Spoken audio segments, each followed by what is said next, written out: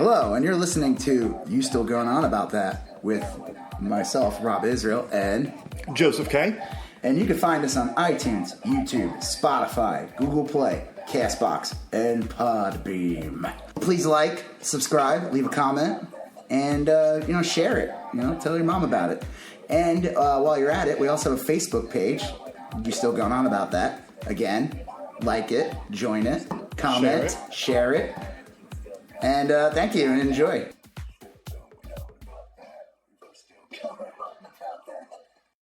I'm Rob Israel. I'm Joseph K. And you still going on about that.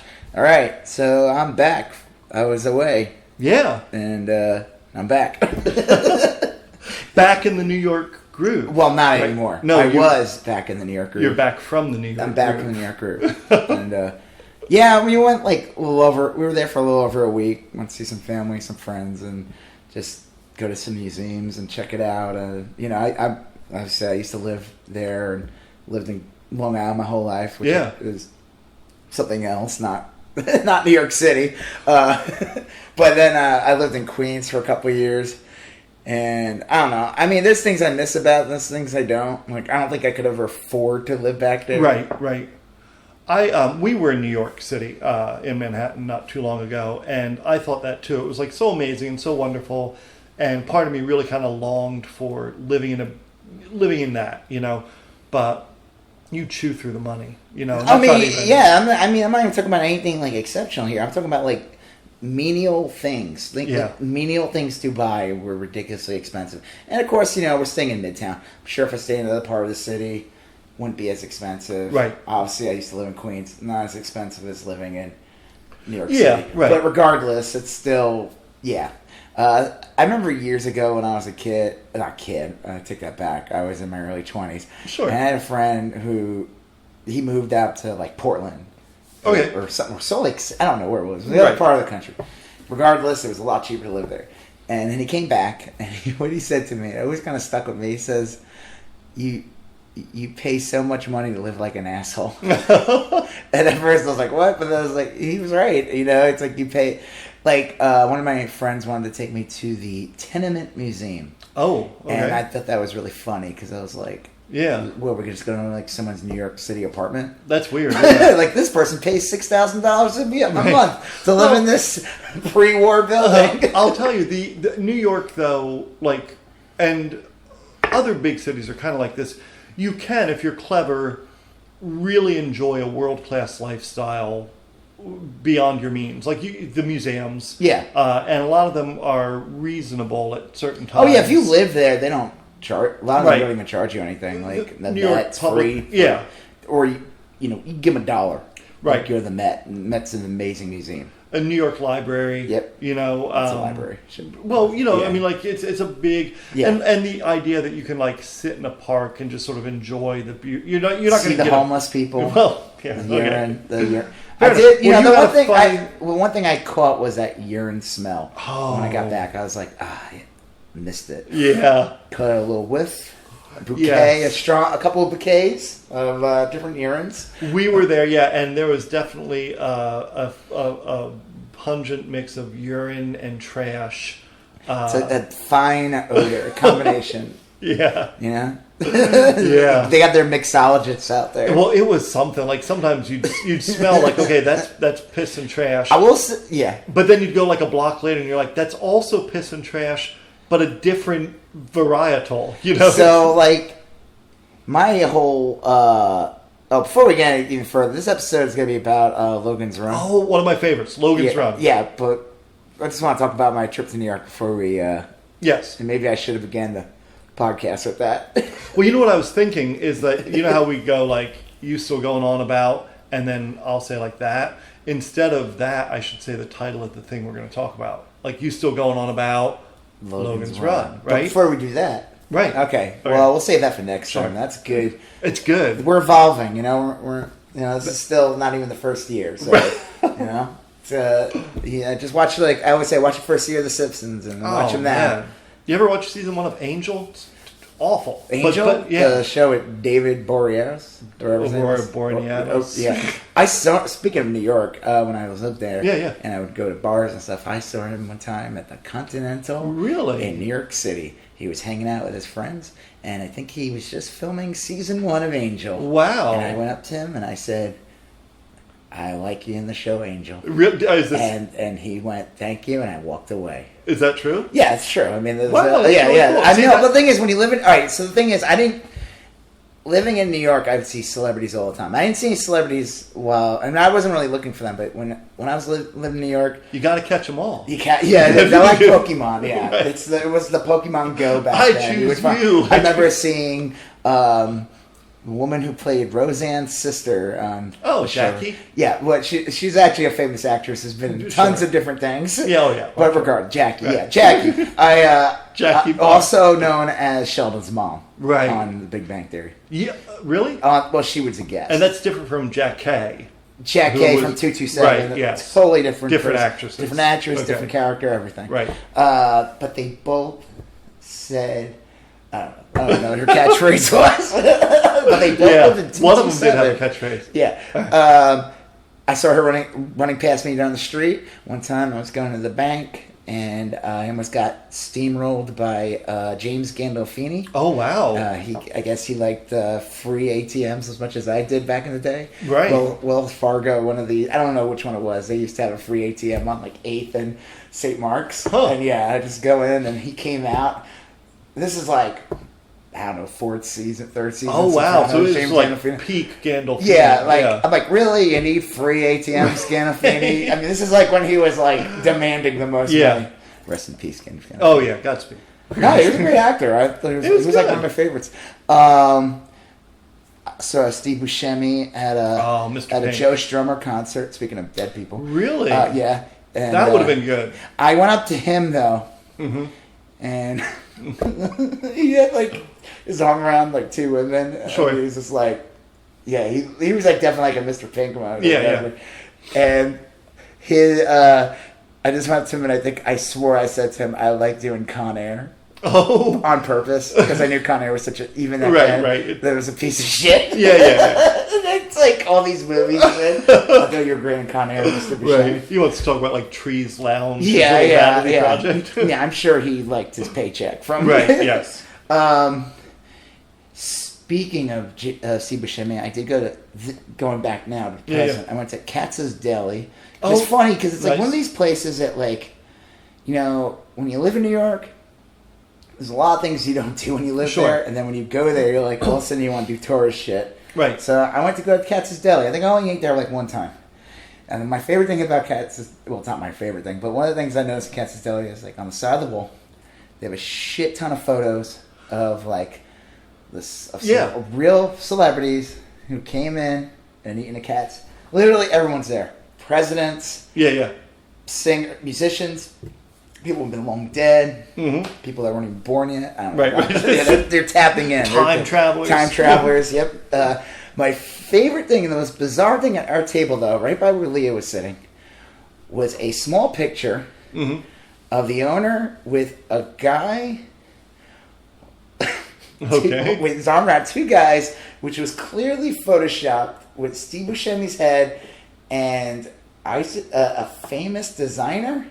And it was the most bizarre thing. I didn't get it. I was everything else is like legit photos. None of this shit's Photoshop. But this one was like bad Photoshop. Right. Of Steve Buscemi's head. And I was with like one of our friends. I'm like, hey, what the fuck's up? And it's this weird photo. I'm like, why is this here? Huh. It's super bizarre. And she's like, oh no, it's not Photoshop. I'm like, no, it really is. I don't think it's bad Photoshop. Like it's like you don't have to be an expert here. Like unless That's funny. And so if anyone from Katz's Deli is listening, right, that's a mystery. I would like to know why that's on the wall. Right. With all the real photos. Like, you know, exceptional photos of like, I mean, it's like thousands of photos of like real. Well, that's an overwhelming place. And then we're sitting next to this thing with this tiny, bizarre photo. And I'm almost like, did someone put that up there? Right. And no one at Katz has realized that thing has been put up there? Yeah, because there's so many photos.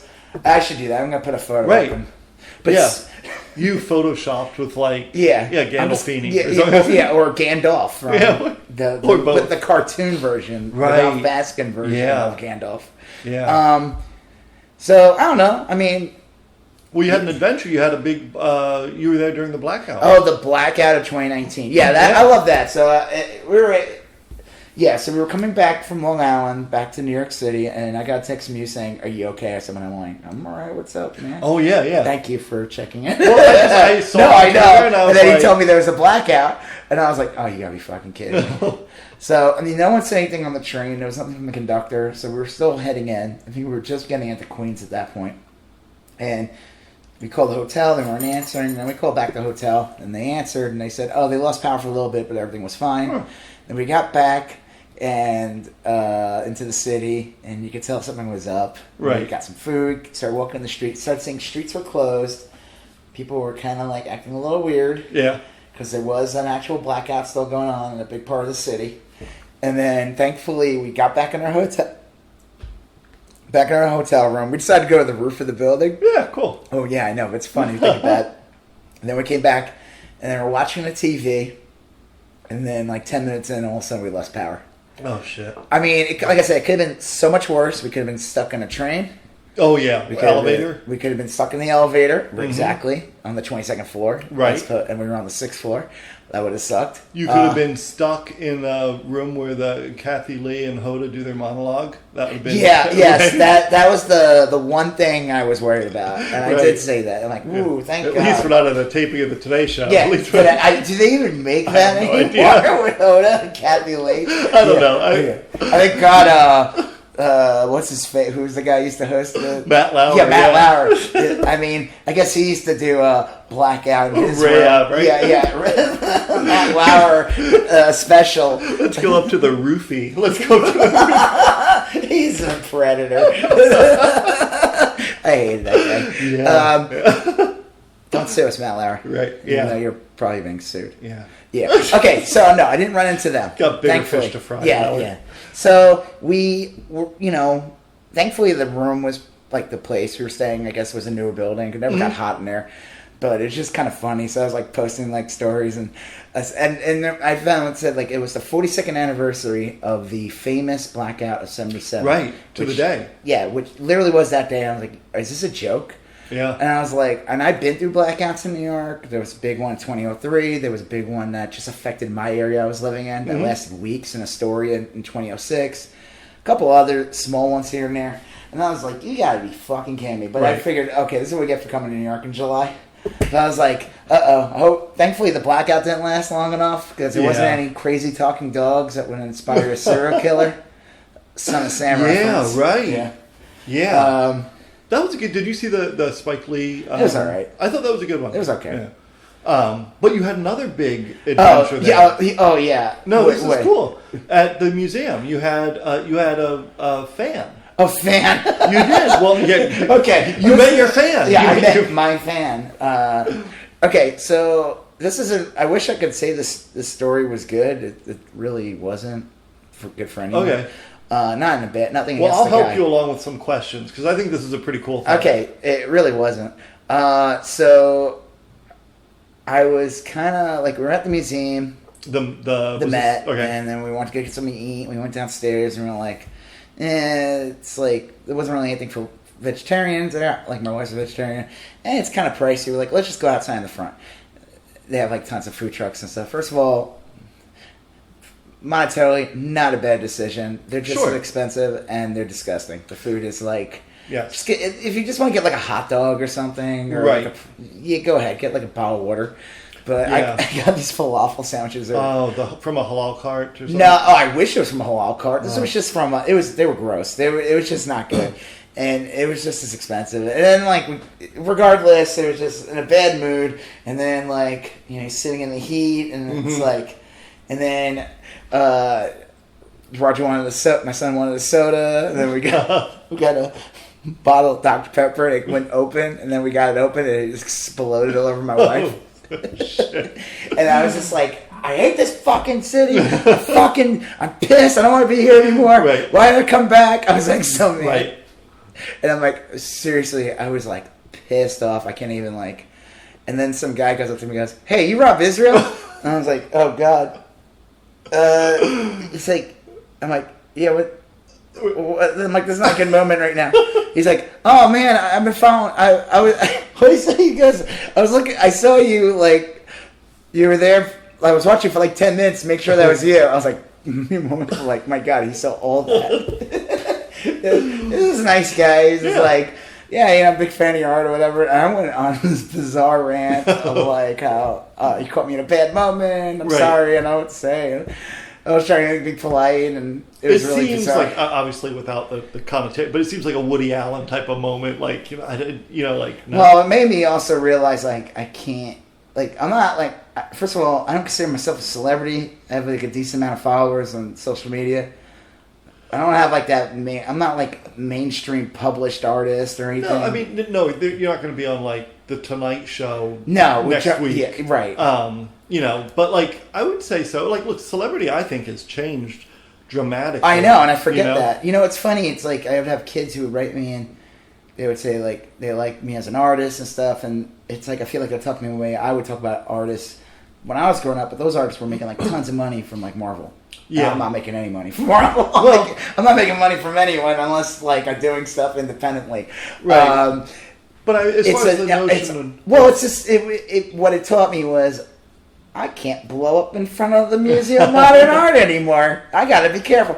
Or maybe it just makes me look like a wacky artist. Yeah, Basquiat or something. Basquiat or some type of what's the word? A savant or a lunatic, or a lunatic savant. A little combination, a lethal combination of both. Yes, yeah. Well, look, I think that story is awesome. I think it's really, really cool. Look, I mean, and I'm gonna get like slightly sappy here, just for a quick second, but like, look, like you're producing stuff like in your own little sphere or whatnot, and someone you never met from far away is enjoying it, and they had that human connection. Like, oh my gosh, I get to thank you for making my life a little better. I mean, that's I apologize to him. Well, sorry, Kyle. I'll say it again. But that is really awesome. I mean, I always think like whenever I meet like the random stray celebrity, my first instinct is always like, thank you so much for whatever project of theirs that enriched my life in some way. I think that's awesome. No, it's really cool. No, it was. It was. It's a funny but story. The way things wacky world of me. That's how it happens. You're screaming the word "fuck" into an exploded Dr. Pepper bottle. And a terrible falafel sandwich, and Kyle's like, "This is just how I always pictured it to be." Kyle. Yeah, he's like, "This is perfect. This is everything I want." He's like, "No, don't be upset. You're doing exactly what I expected. Yes, this is what I came for. Yeah, this is an e-ticket ride. I knew that this person would not be normal. You met my expectations. Yes. Usually, people, when I meet celebrities, they don't meet my expectations, so I'm glad that... You continue the tradition of disappointing. Yeah. Well, that's awesome. I try to be polite, though. Yeah. Yeah. But then I made sure to never explode again. Right. In front of the net. It's tough. I'm sure there's more stories in New York. It was a great trip. It was good for my son. We got a lot. Got to see his cousins. He got to see some. Some of our friends as kids too, and he got along with them. So, hopefully they'll force, with technology, they can continue that relationship, even though they won't see each other for a year or two, whatever. It was just nice, and you're there, and you're like, and it's crazy. It was definitely a packed week. Like I don't feel like anything was wasted. Well, we were only there for like 3 days, and we left with a million things left on our list to see. You were at the Vessel and Hudson Yards I wanted to see, and that was awesome. Yeah. Well, we did. Honestly, we didn't even think about that. We went on the what do they call that? The High Line. High Line. Yeah. And honestly, if we didn't turn our heads right, yeah, we wouldn't even done it. Well, it's pretty new. That structure's pretty new. It was pretty. It's awesome. It's definitely like a workout. Go up there and I'll bet. It was cool. I'd recommend it. It's bizarre. Yeah.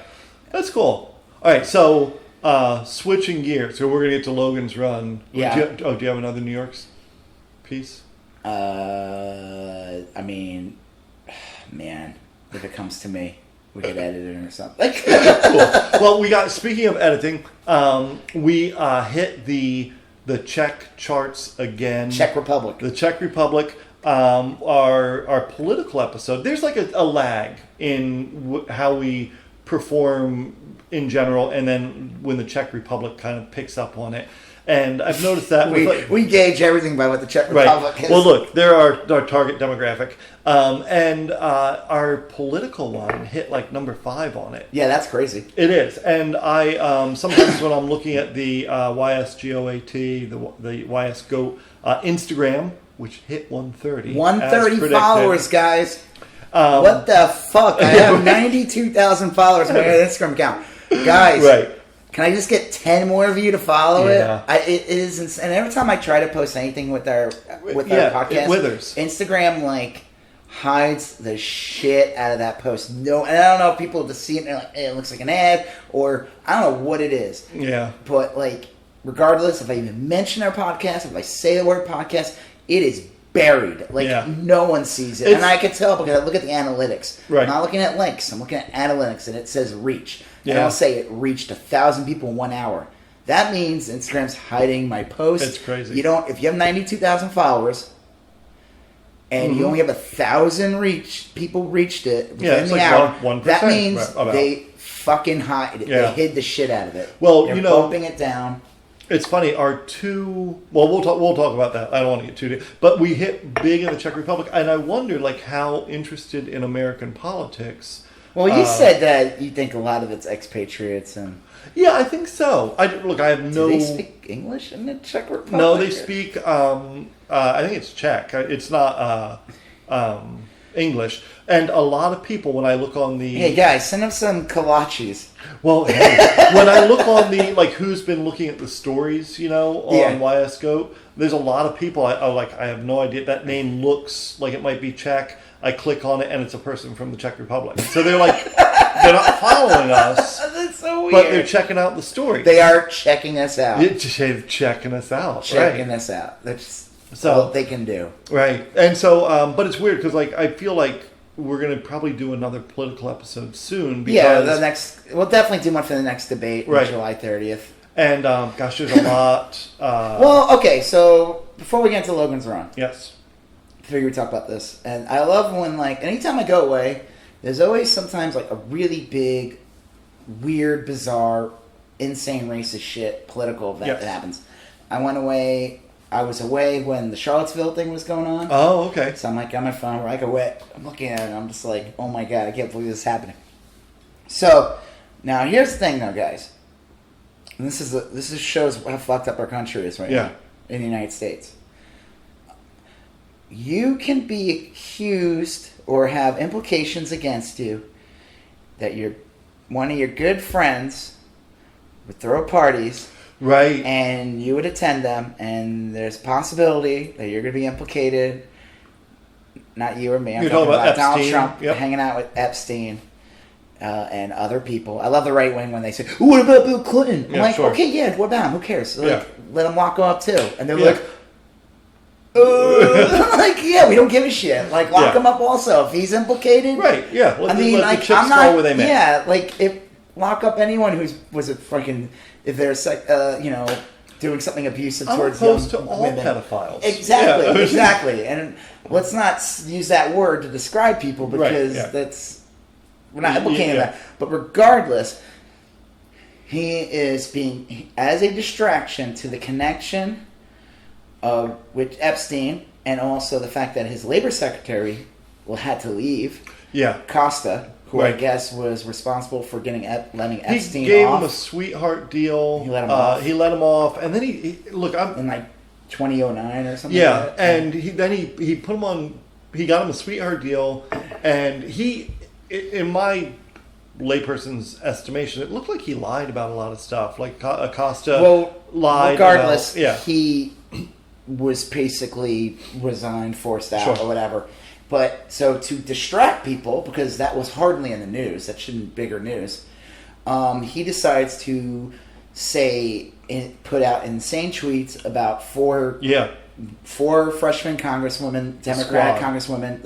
They call them that now.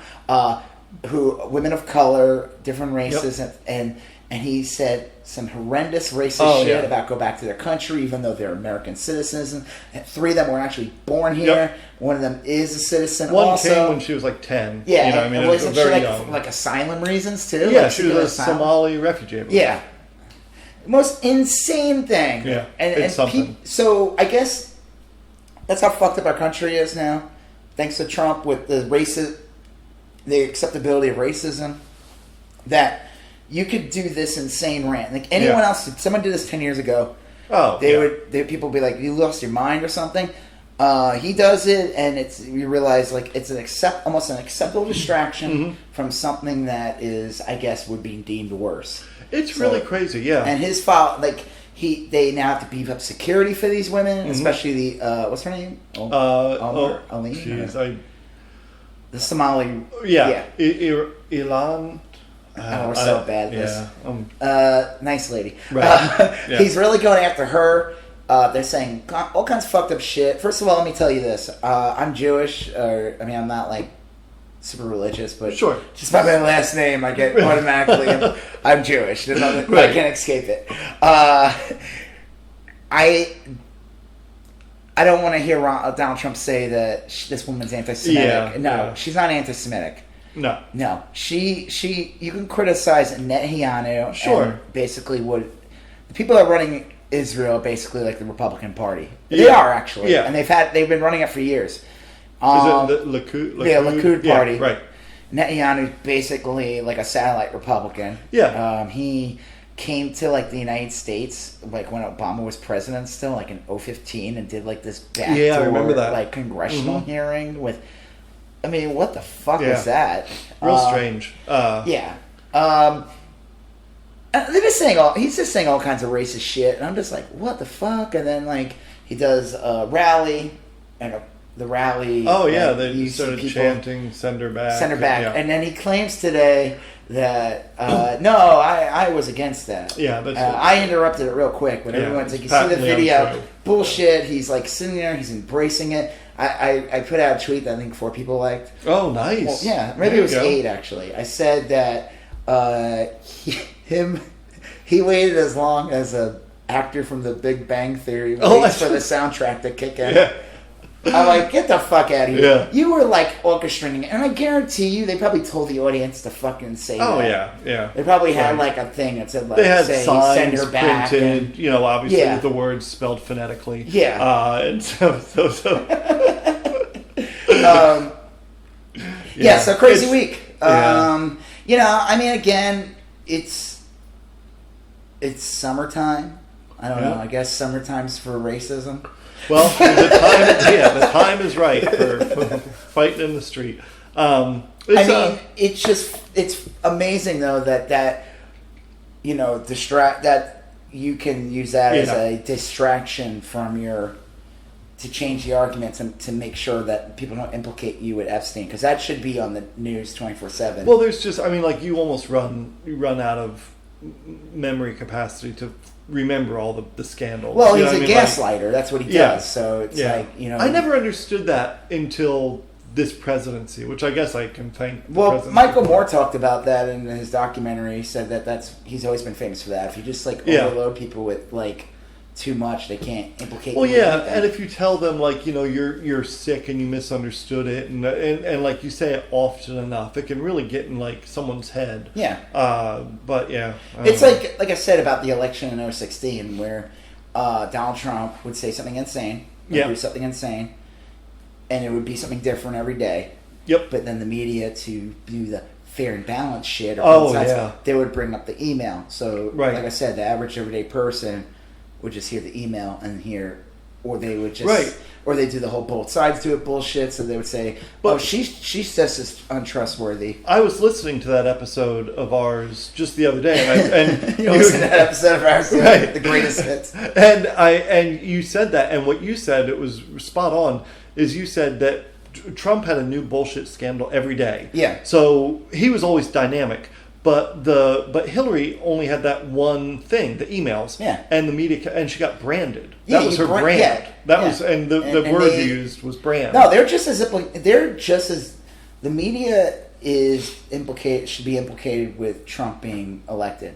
she would have been better off had she had multiple scandals. Yeah, she should have had a new scandal every week. Like, she should have been, I think the person running against Trump should have 1,000 scandals. Yeah. Out-scandal him. Right. So that they can't even keep up. Don't pin it. Yeah, because, like, what Hillary should have said when, like, they were like, hey, what about your email? She should have been like, hey, has everyone forgotten Benghazi? Like, and right, like, yeah, right. or she should have just Mark brought Rich. She should have brought up the people that she's been accused of. Yeah, she's like, yeah, but why don't you guys talk about that Vince Foster guy? Whitewater, come on, yeah, Whitewater, come on, or like Pam. What was that woman's name? Yeah. Paula, I almost said Paula Dean. MC Colecat. Yeah, but like, hey, Paula Jones. Paula Jones. She should have just been like. She should just went through the whole checklist. Like, there's hey, a lot of scandals how come we don't talk about Monica Lewinsky anymore? Yes. You know, like I think whoever runs against Trump in 2016, like, should just make up shit. Yeah. Like, let's say like Biden. Nah, I don't know. Who, I don't want to pick. I want to pick like the right person here. Yeah, yeah. But like, let's say Warren gets it or something, sure. right? And she should be like, "You accuse me of like, using Native American thing, but how many scalps have I taken?" But I've also created the plans for the Death Star. Yeah, I've also sold weapons to Al Qaeda. Right. Yeah. Just say shit, like say crazy shit, like, I have a illegal puppy mill. Yeah. Right. Where Would we you make like one? Yeah, you like one? It's not. I'm not following any of the codes.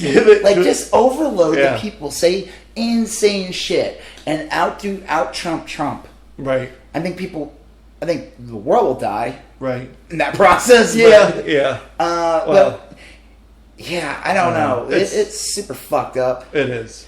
And like I said, it's just fucked up that's where we are right now, where that's a safe haven. That's an acceptable controversy to be a racist piece of shit and to get 4 women that are going to now have their lives threatened by Trump lunatics. Look, if anyone else had done that prior to Trump, I mean, it would never happen. Yeah, the world would have like exploded, and we'd have 24-hour news. This is what happens for having president for almost 3 years now, and I'm like, this is happening now. What's it going to be like next summer when you have the nominee?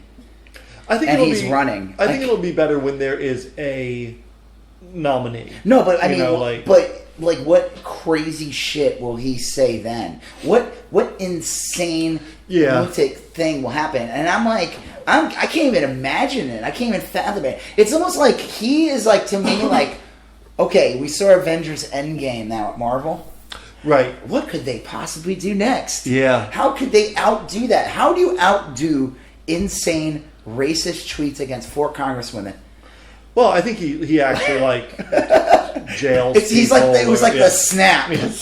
Yeah, he's got this concentration camps. Yeah. I mean, dude, you're blowing your load, man. Right. What are you gonna do before? Pace yourself, buddy. Even Marvel knew not to waste Thanos until 8 years or 9 years into the thing.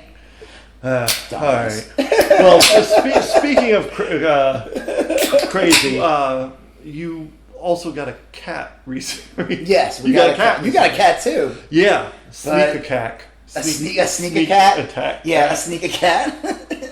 So our cat Maggie, we had to put her down a couple months ago. Yeah. She was not doing well, and it was very sad. And my wife was very upset. She wanted a cat really bad. I'm not really a cat person.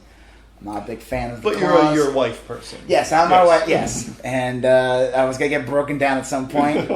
I was sent photos of all kinds of cats every day, and then I said no.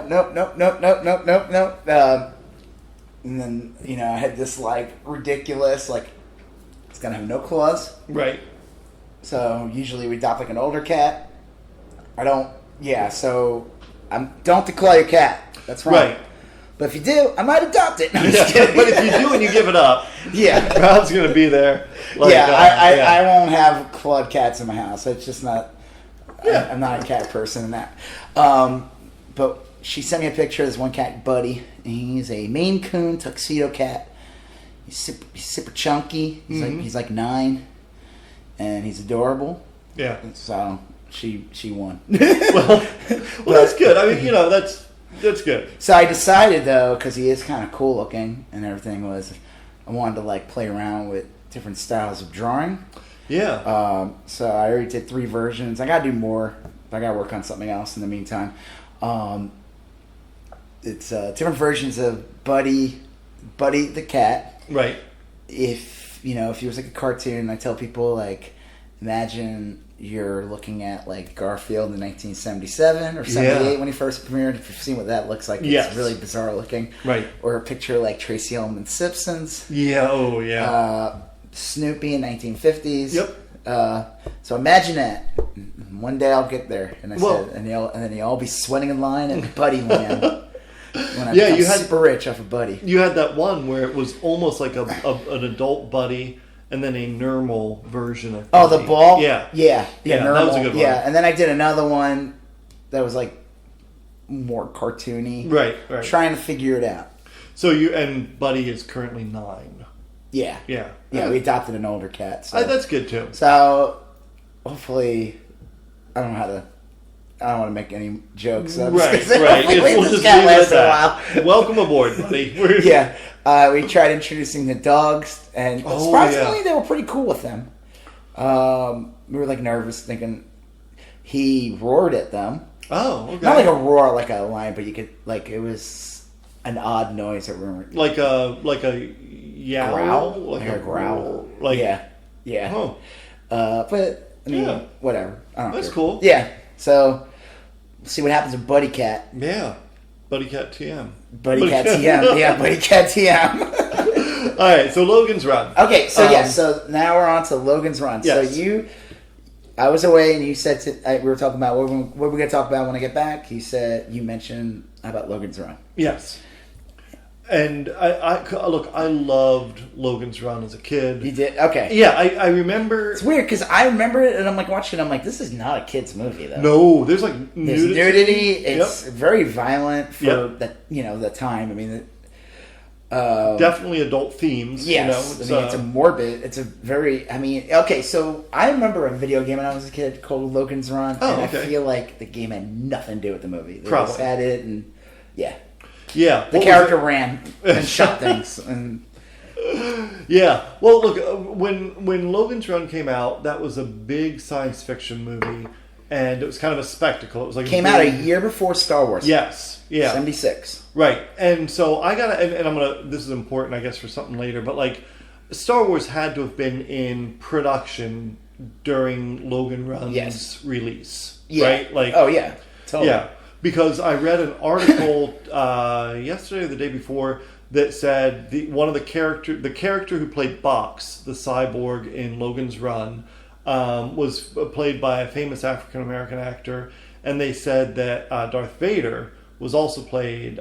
He's played by David Prowse, but he was voiced by James Earl Jones, and they said that like linguistically now, people come to expect like a certain tenor or resonant voice in like cyborg characters. Yeah, it was like a really bizarre little thing. But anyway, Logan's Run. Basic premise is that it's a future society. Yep. After some wars and whatever. After Trump's presidency. Yeah, right. After a couple of Trump tweets. The year is 2021. But no, it's like a couple hundred years in the future. And they, at age 30, you have to report to Carousel. Yep. And you die. They kill you. Basically, they do like a big performance. They invite everybody to watch. Yep. You like float in the air, and then they like sparks fly out of you. Yes. The effects are a little cheesy. They are. There's some parts that are like okay looking, but overall, like I haven't seen the movie in years. I remember like the effects were cheesy, but it's on Netflix if you guys want to watch it. Yes. And my favorite part was it starts and then like you see them and then they do like a city shot and it reminded me of Thunderbirds Go. Yes. It looks so fucking fake. Yes. Like the city, like it's a mixture of paintings and mural and models, miniatures. It is like I can't describe it any other way. It was like wow. Yeah. And you see Star Wars a year later. Right. I mean, obviously, different people making it, different production, different type of look. Man, what a year makes. Yeah. Well, look, I think like the city.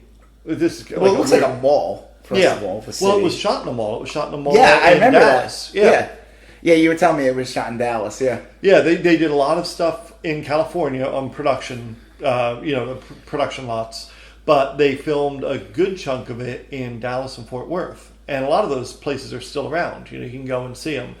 But you're on a Logan's Run sightseeing tour. But the city was like a big part of it because like Star Wars, when you're looking at Star Wars, you see obviously you see the Cantina and Tatooine and the Death Star, and it looks amazing, and it's for its time especially, and it's very good. But those are more like locations, I mean, I guess Tatooine. Well, I mean, the thing is, like, they're like a lot of the amazing model shots, and amazing matte paintings. Yes. And then good camera work and lighting and everything.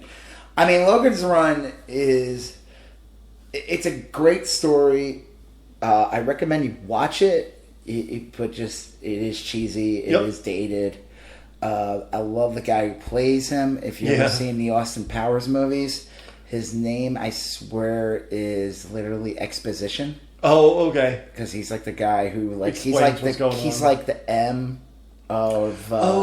He's like the guy who runs the agency or whatever that Austin Powers is working for. So he's the one who gives him the mission. Yes. And his name is what?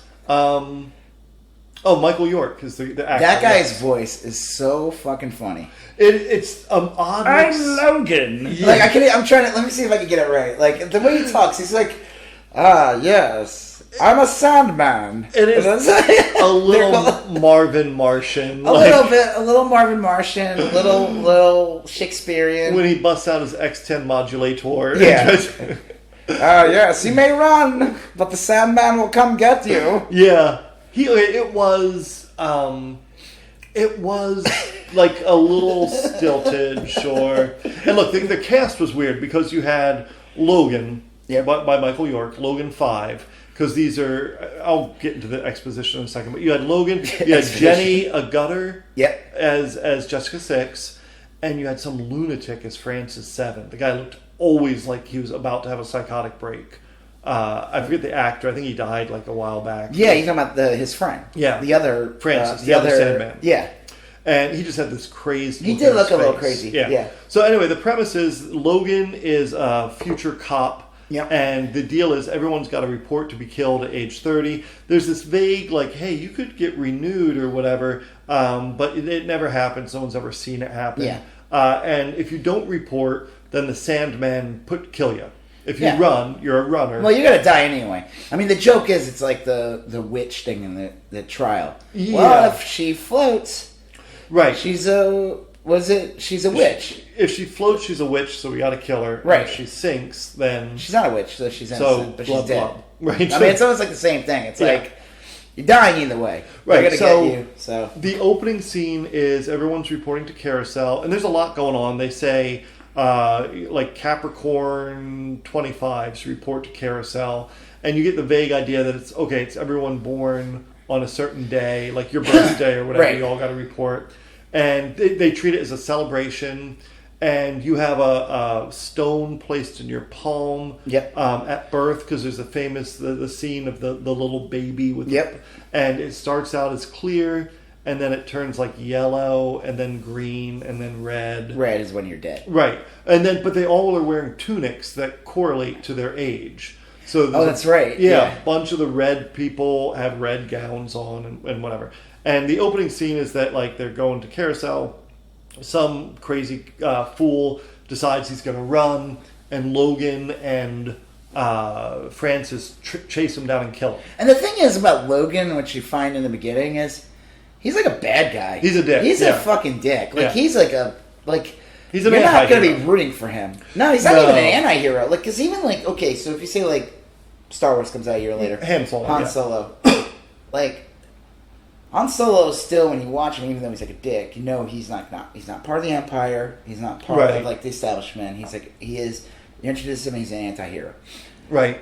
But he's still like an anti-hero is still kind of like fits in the heroic category. True, yes. I would say Logan is like working for the fucking Empire and he's loving it. Like, he's like a stormtrooper, basically. But he's enjoying it too. He's not like I wouldn't call him an anti-hero in any way.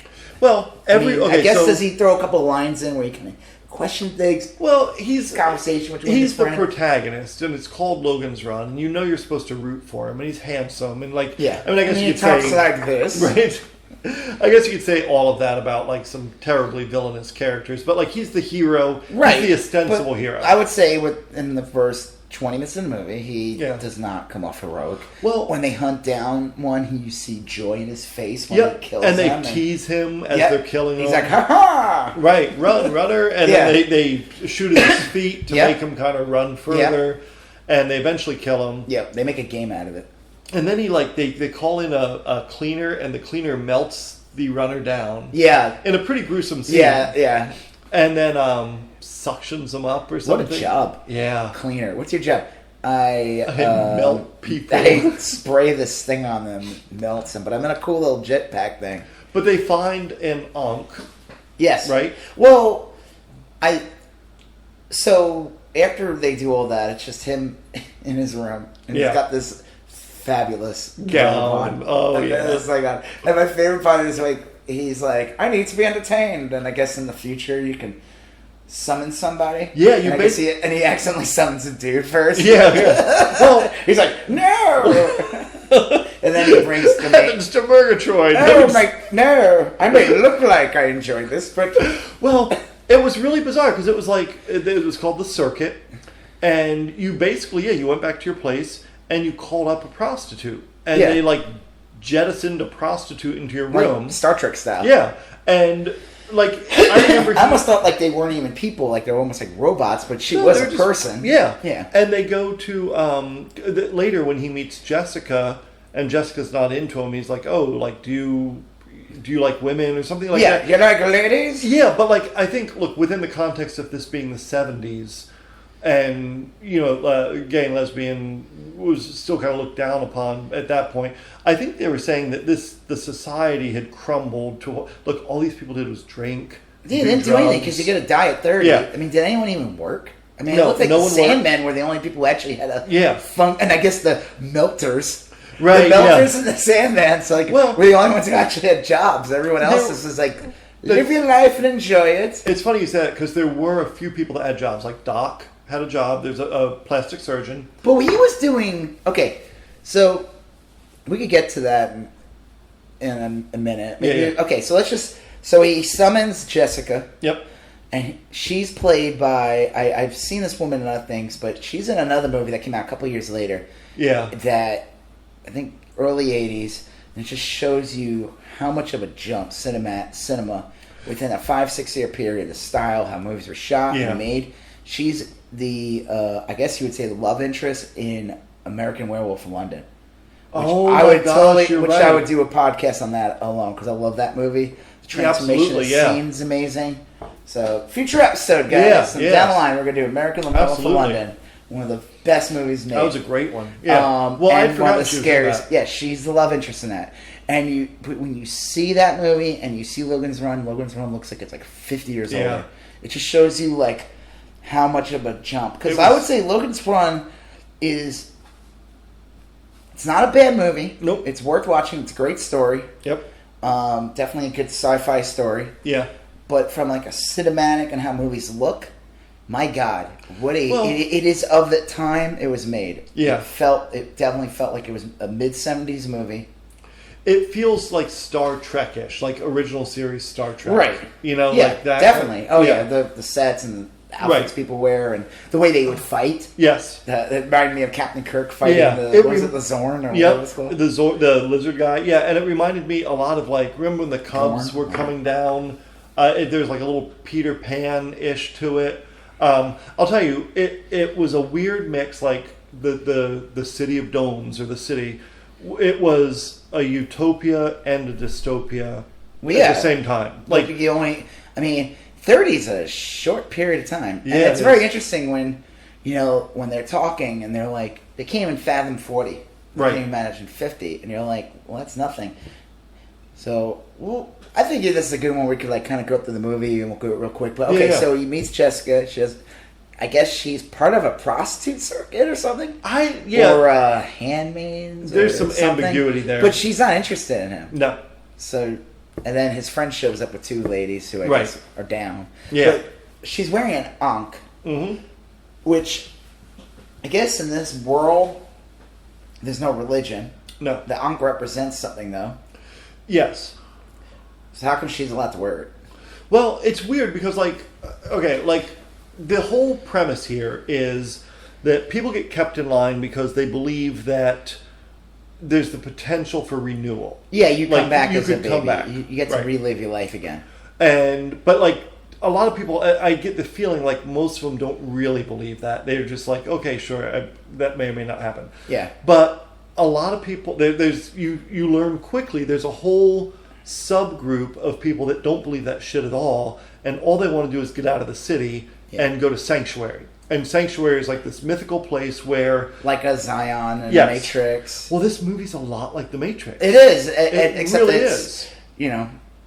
Over 43 years old. It is, but like think about it. Like, okay, Yeah. there's a guy living his everyday life, and he's part of the system, Yep. and he gets the feeling that something's wrong, and Yep. then he meets these people, and there's a whole underground. That's That's, The Matrix. I mean, and that's Logan's a classic story in It itself, is. too. A hero's journey. But like I Yes. said, I just found, like, Logan, I just found it interesting that usually, even in those things, when the person's a bad guy, because even, like, you could watch, like, or even look at the story of the Ten Commandments. Yes, Ten Commandments, Moses is adopted by the Egyptians, yes, and he is a royal, and Right. his brother is Ramsey, or I don't know, whatever he is. sure, So you follow that same storyline where he's not a good guy yeah, in the beginning, and he's living the life of royalty. There's slaves, and he's seeing it, but he's not doing anything about it yet, and he has to go on that journey. right. So it's almost like that story exists in like other things, like with the Matrix, with Neo. He's not aware of anything, and he's just living his life. But what I found interesting about Logan's Run is that I feel like Logan was a bad guy in the beginning. He was. He definitely has a character. He is a heel in the Yeah. beginning. Now I know that you can watch it. And you gotta pay attention to the dialogue in this movie. Like, it's definitely like, it's back in the day where they didn't have big CGI effects and they didn't have things. So dialogue is very important in the story. It is. And so when he's interacting with his friend, you can definitely tell his friend's a bigger dick than he is. Yep. So therefore, he is redeemable. Oh yeah, no, you're right. His friend is the dick. Yeah, you're right. He is. He enjoys it even more. That is true. There's like, by contrast, he comes out like a little better. But there are no good guys in the city. Like, really, like even the runners are like a little messed up. Well, to some the extent. whole concept's fucked up to begin Yeah. with. I mean, you're in the city, you don't ever leave, Right. and you don't do anything, and then you're like 30, you gotta go. Yeah. I mean, Well, and it's funny because like a lot of them, the runners, some of them are like, look, it's just not my time. I thought I'd have more time, and they're bargaining, and they're just really. I wanted to, open up a bed and breakfast. Yeah. I was thinking of getting a new car. Yeah. You don't even get a midlife crisis going. No. Well, when they made this was in I the didn't get a chance to start my 70s. podcast. This was like immediately post Vietnam. And Yeah, you were telling me about that. Yeah, and like, look, there's some stuff there. I don't know if this is it entirely. The novel, When was the novel written? like in the late 60s. Okay. So it was still Vietnam era-ish. And this movie comes out just, 2 years after Vietnam ended? I mean, Yeah. Vietnam technically ended, 73, 74? Yeah, 74. The famous helicopter going down and getting Fall of people. Saigon. Yeah. Yeah. Well, okay, so this is a post-Vietnam War movie when Vietnam was still real fresh, and there's like a lot of parallels here. Like you get don't trust anyone over 30. The youth culture movement.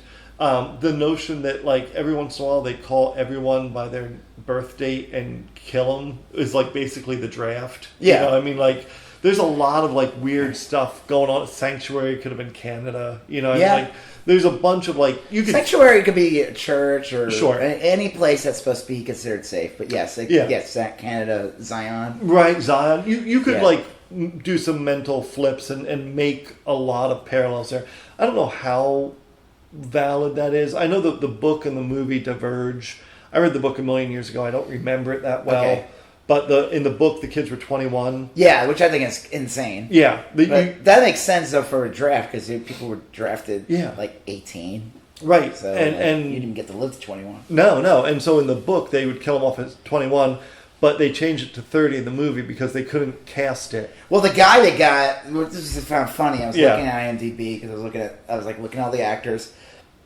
I want to see who else was in it. Farrah Fawcett's in it. I always know that that's Ron's famous. Farrah Fawcett Majors. Yes, but she wasn't Majors yet. Oh, she wasn't? Okay. I could be wrong. I thought she was Farrah Fawcett Majors, but yeah. Maybe, that's possible. I always thought she had a bigger part, but I realized it's a small part. No, she was in it for like... at first I thought she was the main love interest. I'm like, that looks nothing like Farrah Fawcett. Yeah, right. The woman, do you know the woman's name? The one from... Jenny Agutter. That's her. Yeah. So, just for you guys from modern day, she's been in a ton of shit, but the stuff that she's been in most recently, Avengers and Captain America, Civil War. Oh, No, yeah. Captain America, sorry, Winter Soldier. Soldier. I don't know if you remember in the Avengers, there's a scene, it's definitely towards the end of the movie, there's the Council. Yeah. And she's only in the shadows in the Avengers. And Powers Booth was one of them. Right, Powers Booth. He passed away a couple years ago. Yeah. Great actor.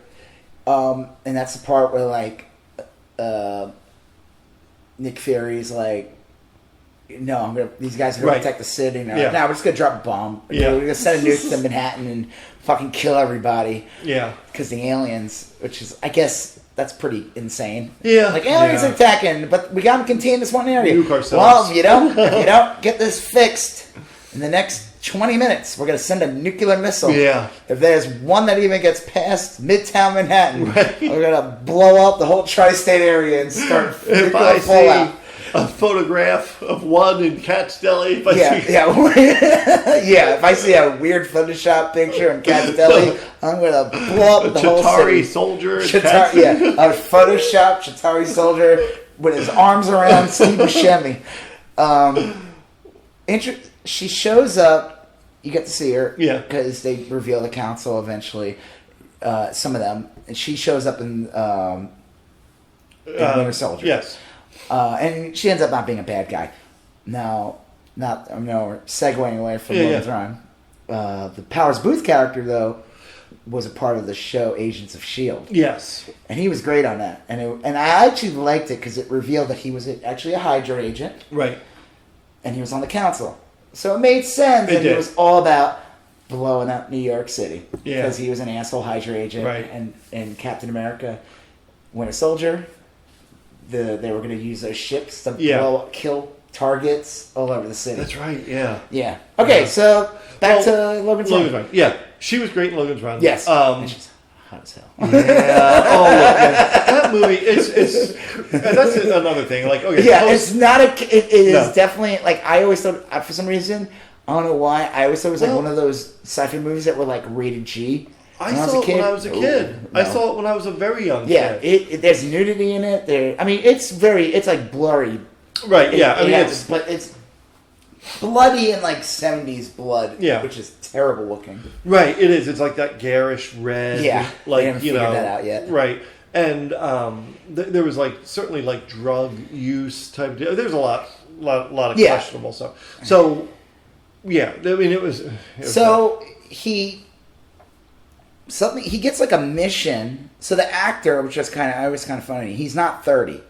He was like 34 when he played. Oh, Michael York. Yeah. And I was looking at the IMDb when he was born and like when the movie came out. So he was like in his 33, 34. He could pass for under 30, but yes, he's. I guess, sure. Regardless, there's a part where he gets called in and they put him on the side mission.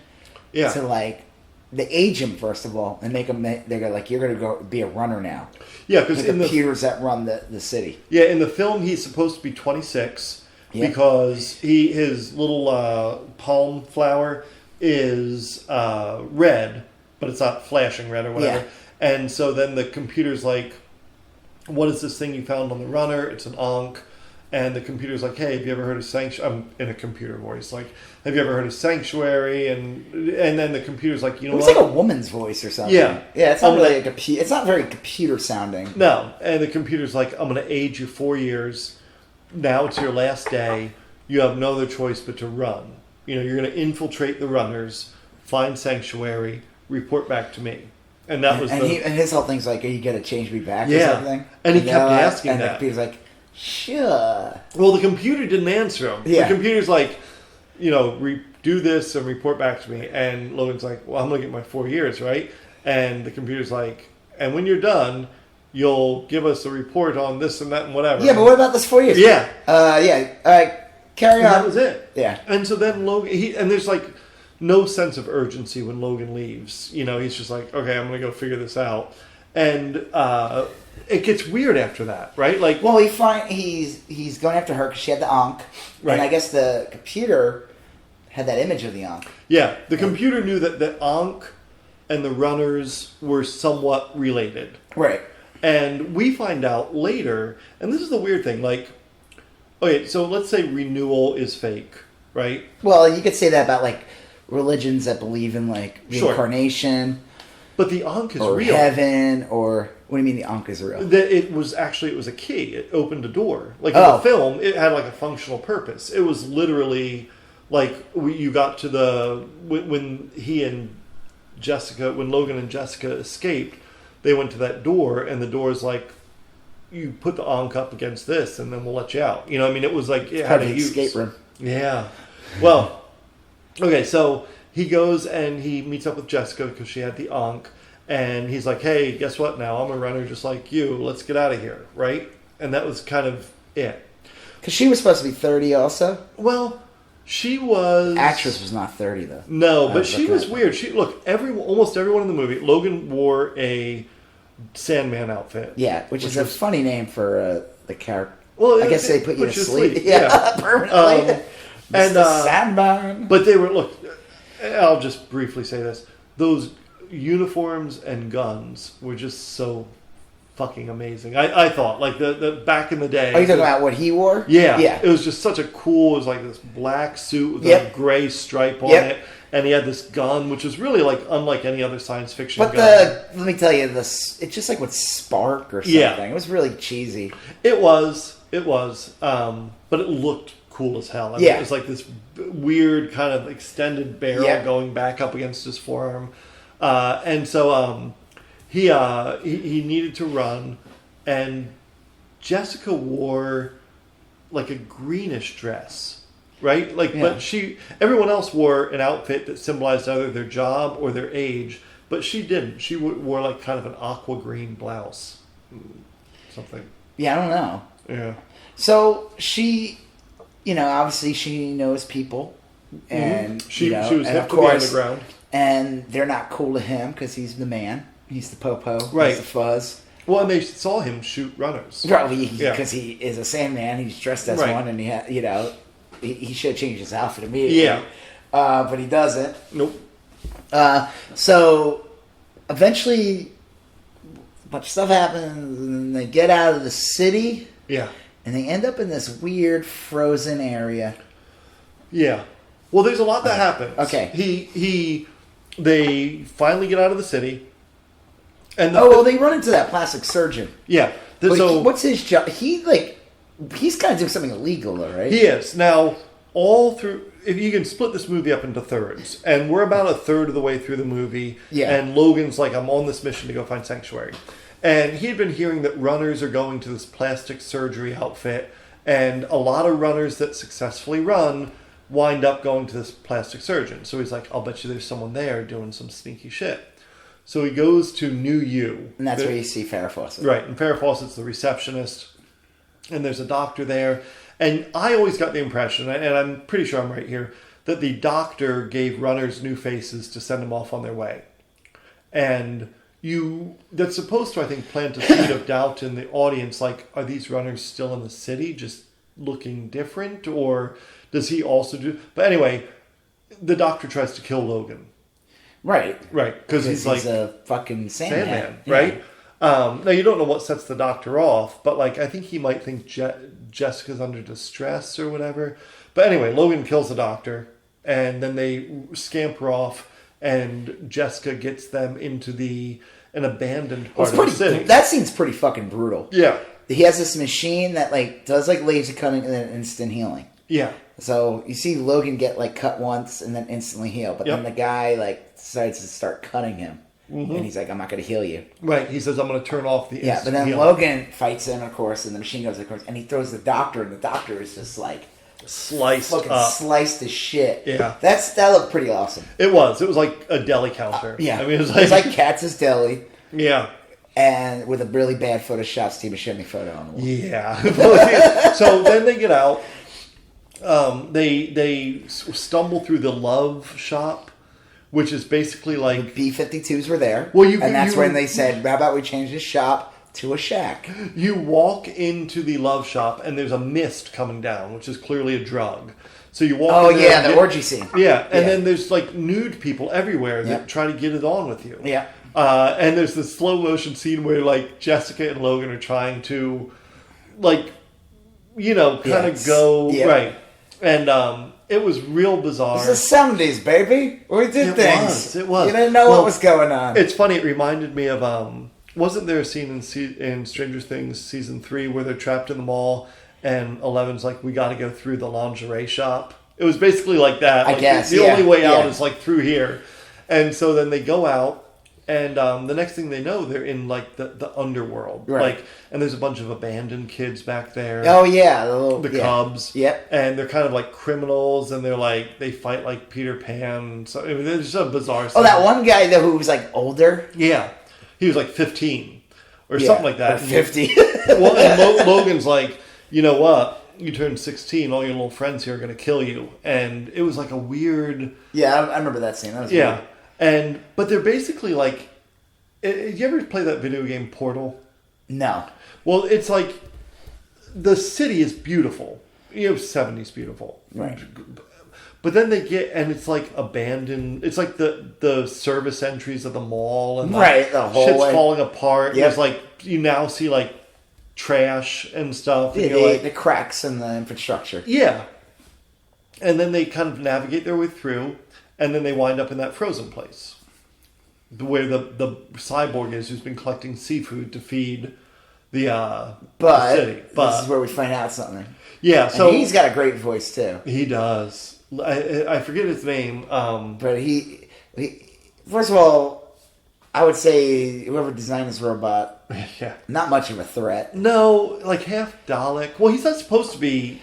Well, he's supposed to be like a service thing, right? Yeah. And he's supposed to be like just maintaining food supply. Right. So then he says basically, again, a lot of dialogue in this movie. You have to really pay attention when everything's being said. The whole movie is literally exposition. It is a lot which of is fine. Which is probably why he was called Exposition in Austin Powers. Could be. Oh, shit. Yeah. It makes sense now. So the robot basically says that like they ran out of seafood and micros or whatever the hell. Yes, sea greens and well, they see people frozen in the wall. Right, and so the initial thing is like they're like, Box, what do you do? And he says like, more than a machine, I'm more than a man, I'm more than both put together. And so you get the idea that he's a cyborg. Yeah, and the special effects are pretty shitty because you can see like his mouth. I love that. Like, it's awesome. Yeah, it's like a bad Planet of the Apes mask. It is, and so then he basically says, look, I collect seafood. And I trap animals, and then I send them up to the city for processing so you can eat them. Yeah. But then the animals stopped coming. And you notice all these frozen people. And, like, Box has been freezing the runners and setting them up and to the city, and people have been eating them. Or wasn't just the runners? Wasn't just the people that were being killed?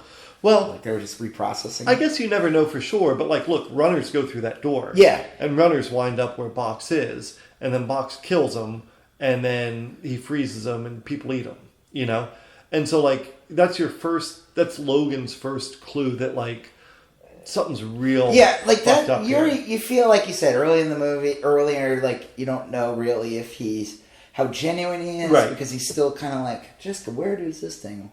Where's Sanctuary? Like, he really wants to service the computer, right?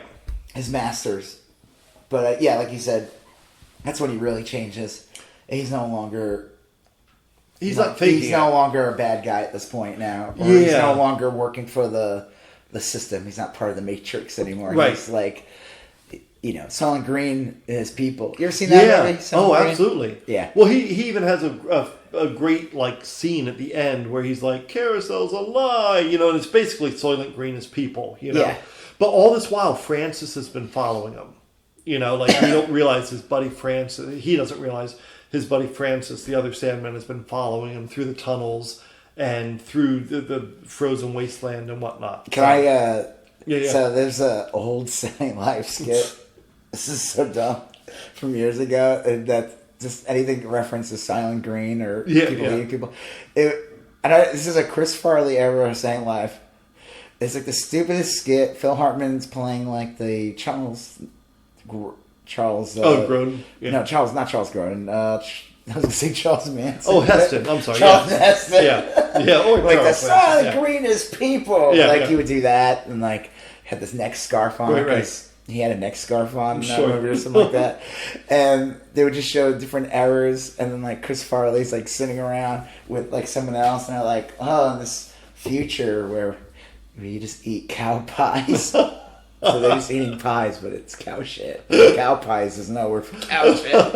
and then like John Heston shows up and he's like, "You're not. This is people. Silent Green's people." And then like Chris Farley just like, "What the fuck?" And like he just loses his mind. He's like, "I thought we were eating cow shit." This was a kid cracking up. It's so dumb. Yeah. And like even when I was watching this movie, like that skit popped in my head. Well, yeah. I thought he was so mad that he thought he would prefer eating cow shit over people. Right. Yes. Which I guess is the comedy. Sure. But I think it's Chris Farley's delivery that sells the joke. Well. Okay, so back to Logan's Run. Yeah. Well, look, they get out of there. They fight off Box, and then they exit the city. Yep. And they're in the woods, basically. It's the world. Yeah. And they see the sun. They've never seen the sun before. What is this thing? Right. I say.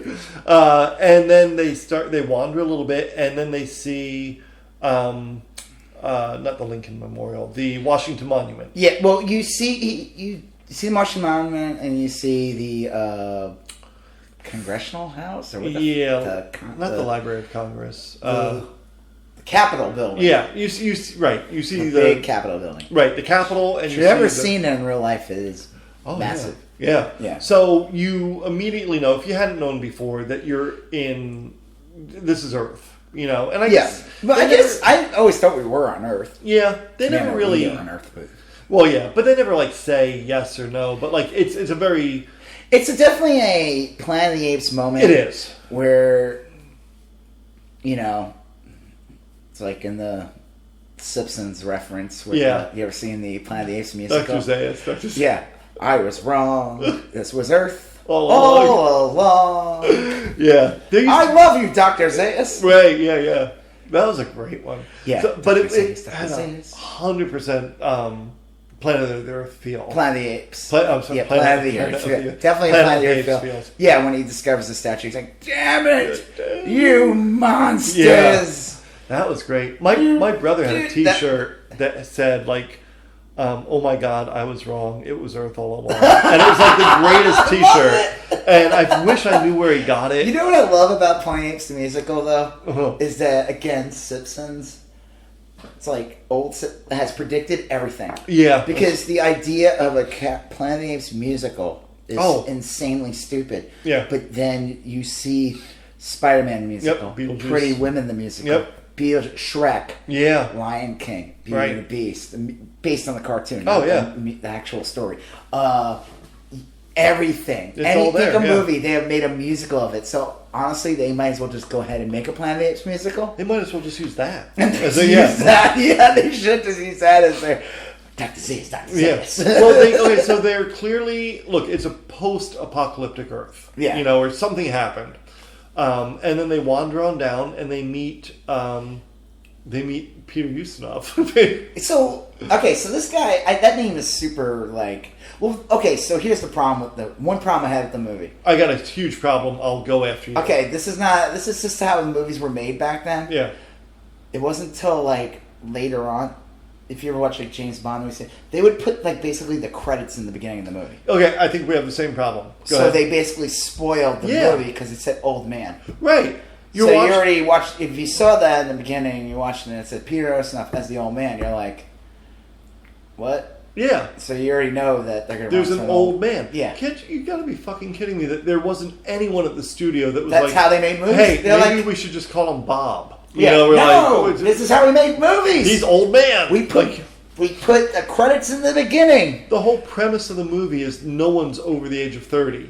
Literally 5 seconds into the movie, it's the biggest spoiler. It's like if Planet of the Apes, Ustinov, who is an old man, is playing a character we're calling old man. Right. If Planet of the Apes said anything in the credits says Statue of Liberty as Statue of Liberty, Statue of Liberty that says we are on Earth, we're not an alien planet. Or like Bruce Willis as the dead guy, like right.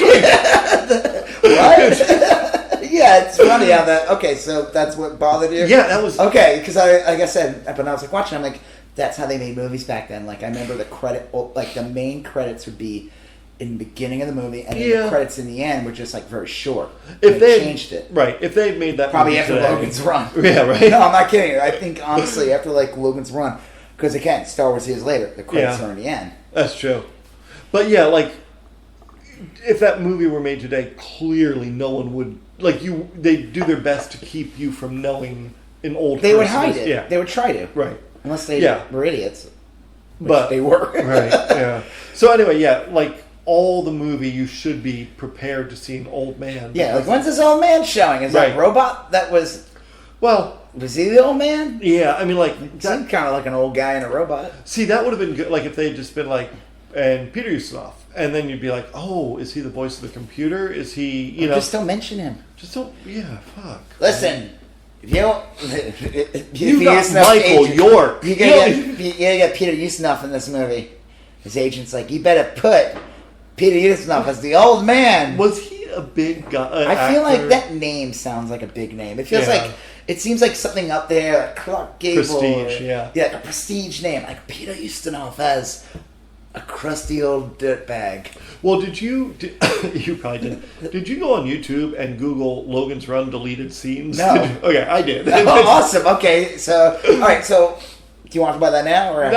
No, I can go ahead. No, what? The only thing I was going to say is that like Peter Ustinov had like a lot of speaking parts that didn't get used. Well, I mean, it's already like 2/3 into the movie. Yeah. So, well, it was weird because like he's technically the last act of the movie. Yeah, there's 3 acts. The first act was Logan as a dick in the city. Yep. Dick in the city. Dick in the city. That was the subtitle thing.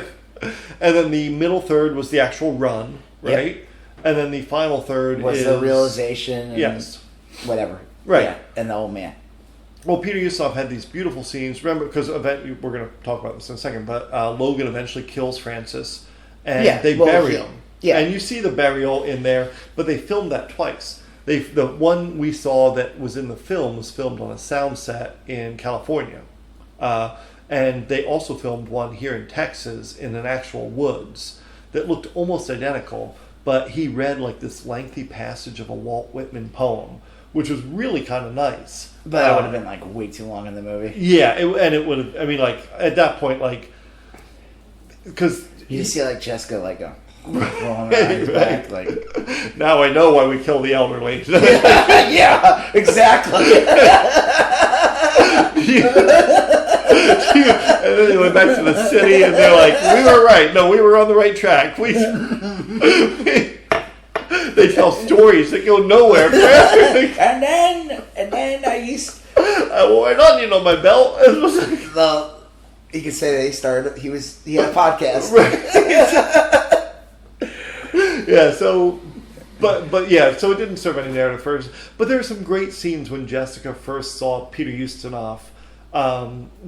All kidding aside, because some of the acting is really over the top, but she was like, she had this really, and maybe it's just because she was like super hot, but like she had this really great mix of like fear and curiosity and like wonder, because she was like, what happened to your face? Like, because he's got what happened to your face? Well, she's like, do those cuts hurt, or do those lines hurt? The wrinkles. Yeah. And he's like, I don't think they do. Do you want to feel them? And she like touches them, and she He's like, laughs. Yeah. Because here's the thing about this guy. So I guess he had parents. Obviously, he remembers them. Yeah. But and he had photographs. See, that's where I'm. Okay, he had like a shit ton of cats. They never saw cats before. No, they didn't know that. Right. And Logan's like, and then your wife came and grabbed 4 of them. Yeah. And run back to your house. And said, "Here we go, Joseph." Yeah, right. Yeah, 4 cats. She started teaching him the cat language that we speak here in the home. That's a different podcast. Yes, right. Something else. Okay, so he has cats, and which again, they're not used to seeing animals of any kind. And he's quoting T.S. Eliot, cats. Well, they don't have like. Which you ever seen the movie? It's like Jules Verne Time Machine. With Guy Pearce. There was that was that, and then there was like one from the 70s. There's different versions. It's based on a book. Yeah, Jules Verne. Right.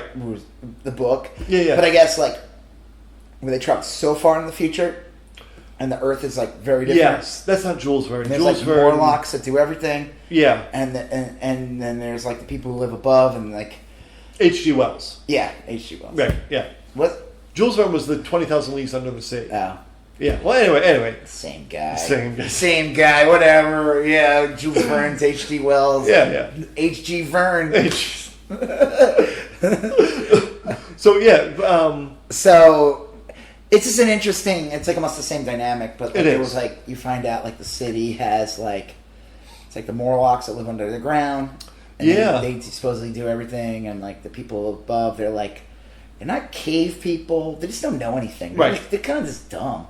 Yeah. But everything's like handed to them. They're just like they're pretty and they don't know anything. But then he discovers like books like in the far future, and then people like because they had no history. Right. That was like if I remember right, the H.G. Wells book was like a comment on like the Industrial Revolution. Like eventually you'd have the proletariat, which would be the Morlocks. Yeah. And they would because the Eloi, is that what they were called? Yeah. Eloi? They were like the bourgeoisie, and like they didn't work, and they were kind of stupid and lazy, but they were beautiful. Yeah. And so they were like the factory owners, and the Morlocks would like tend the fires, but then they'd eat the Eloi every now and then. They were basically that was a great. I guess that's a fair payoff. Yeah. Well, look, I mean that's. Hey, listen, we're gonna do everything for you, but we're gonna eat like 3 a month. You cool with that? If you're gonna make an omelet, you gotta crack a few eggs. Right? You ever seen it's just kind of funny because you ever seen the movie Trolls, the cartoon? Yes, I almost did. the same story. It is. They had the troll tree, and they would have that troll day where the trolls brought happiness to them. It's really like an extended study of Marxism. Like I think I love that movie. Troll. I love that. That's like one of my favorite CG movies. Wasn't one of the characters called Box in there too? Yeah, and he said, "I have to make I'm gonna freeze you and feed you to my coworkers." Yeah. No, it was a very stupid little cute animated cartoon. I love it. Yeah. Well, okay, so, but he's like the only old guy left, right? Like, I mean, as far as you know. I mean, the thing is, like, where does he come from though? Because this must be 100. He's not that old. I mean, he's like 80. Let's say. Let's say he's 80 years old or 80. Sure. This film took place like in the 2200s or something. Okay, so but how many years later after the end of the world is this? I'm assuming that the society has existed as is for a couple hundred years. I would say, because look, like... Or at least 100 years. You got Francis VII, so I'm thinking he was the 7th generation. Right, and obviously they only lived 30, but, I mean, 30 times 7. Yeah. I mean... A couple hundred years. Yeah. Easily, you know. And it takes... Yeah, so, I mean, like, obviously, maybe there were more people, and the robots that were running the city were exterminating them. That's why they want to find out sanctuary. But the thing is, you find out there is no sanctuary. That's the thing. There's no sanctuary. There isn't any. That's like a classic 70s thing. I think if they made this movie today, there'd be a sanctuary.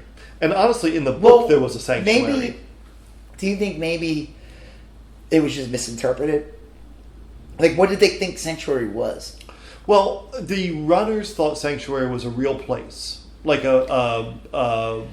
like, you know, that farm you take the dog to. It's like so we can roam. You see like Children of Men.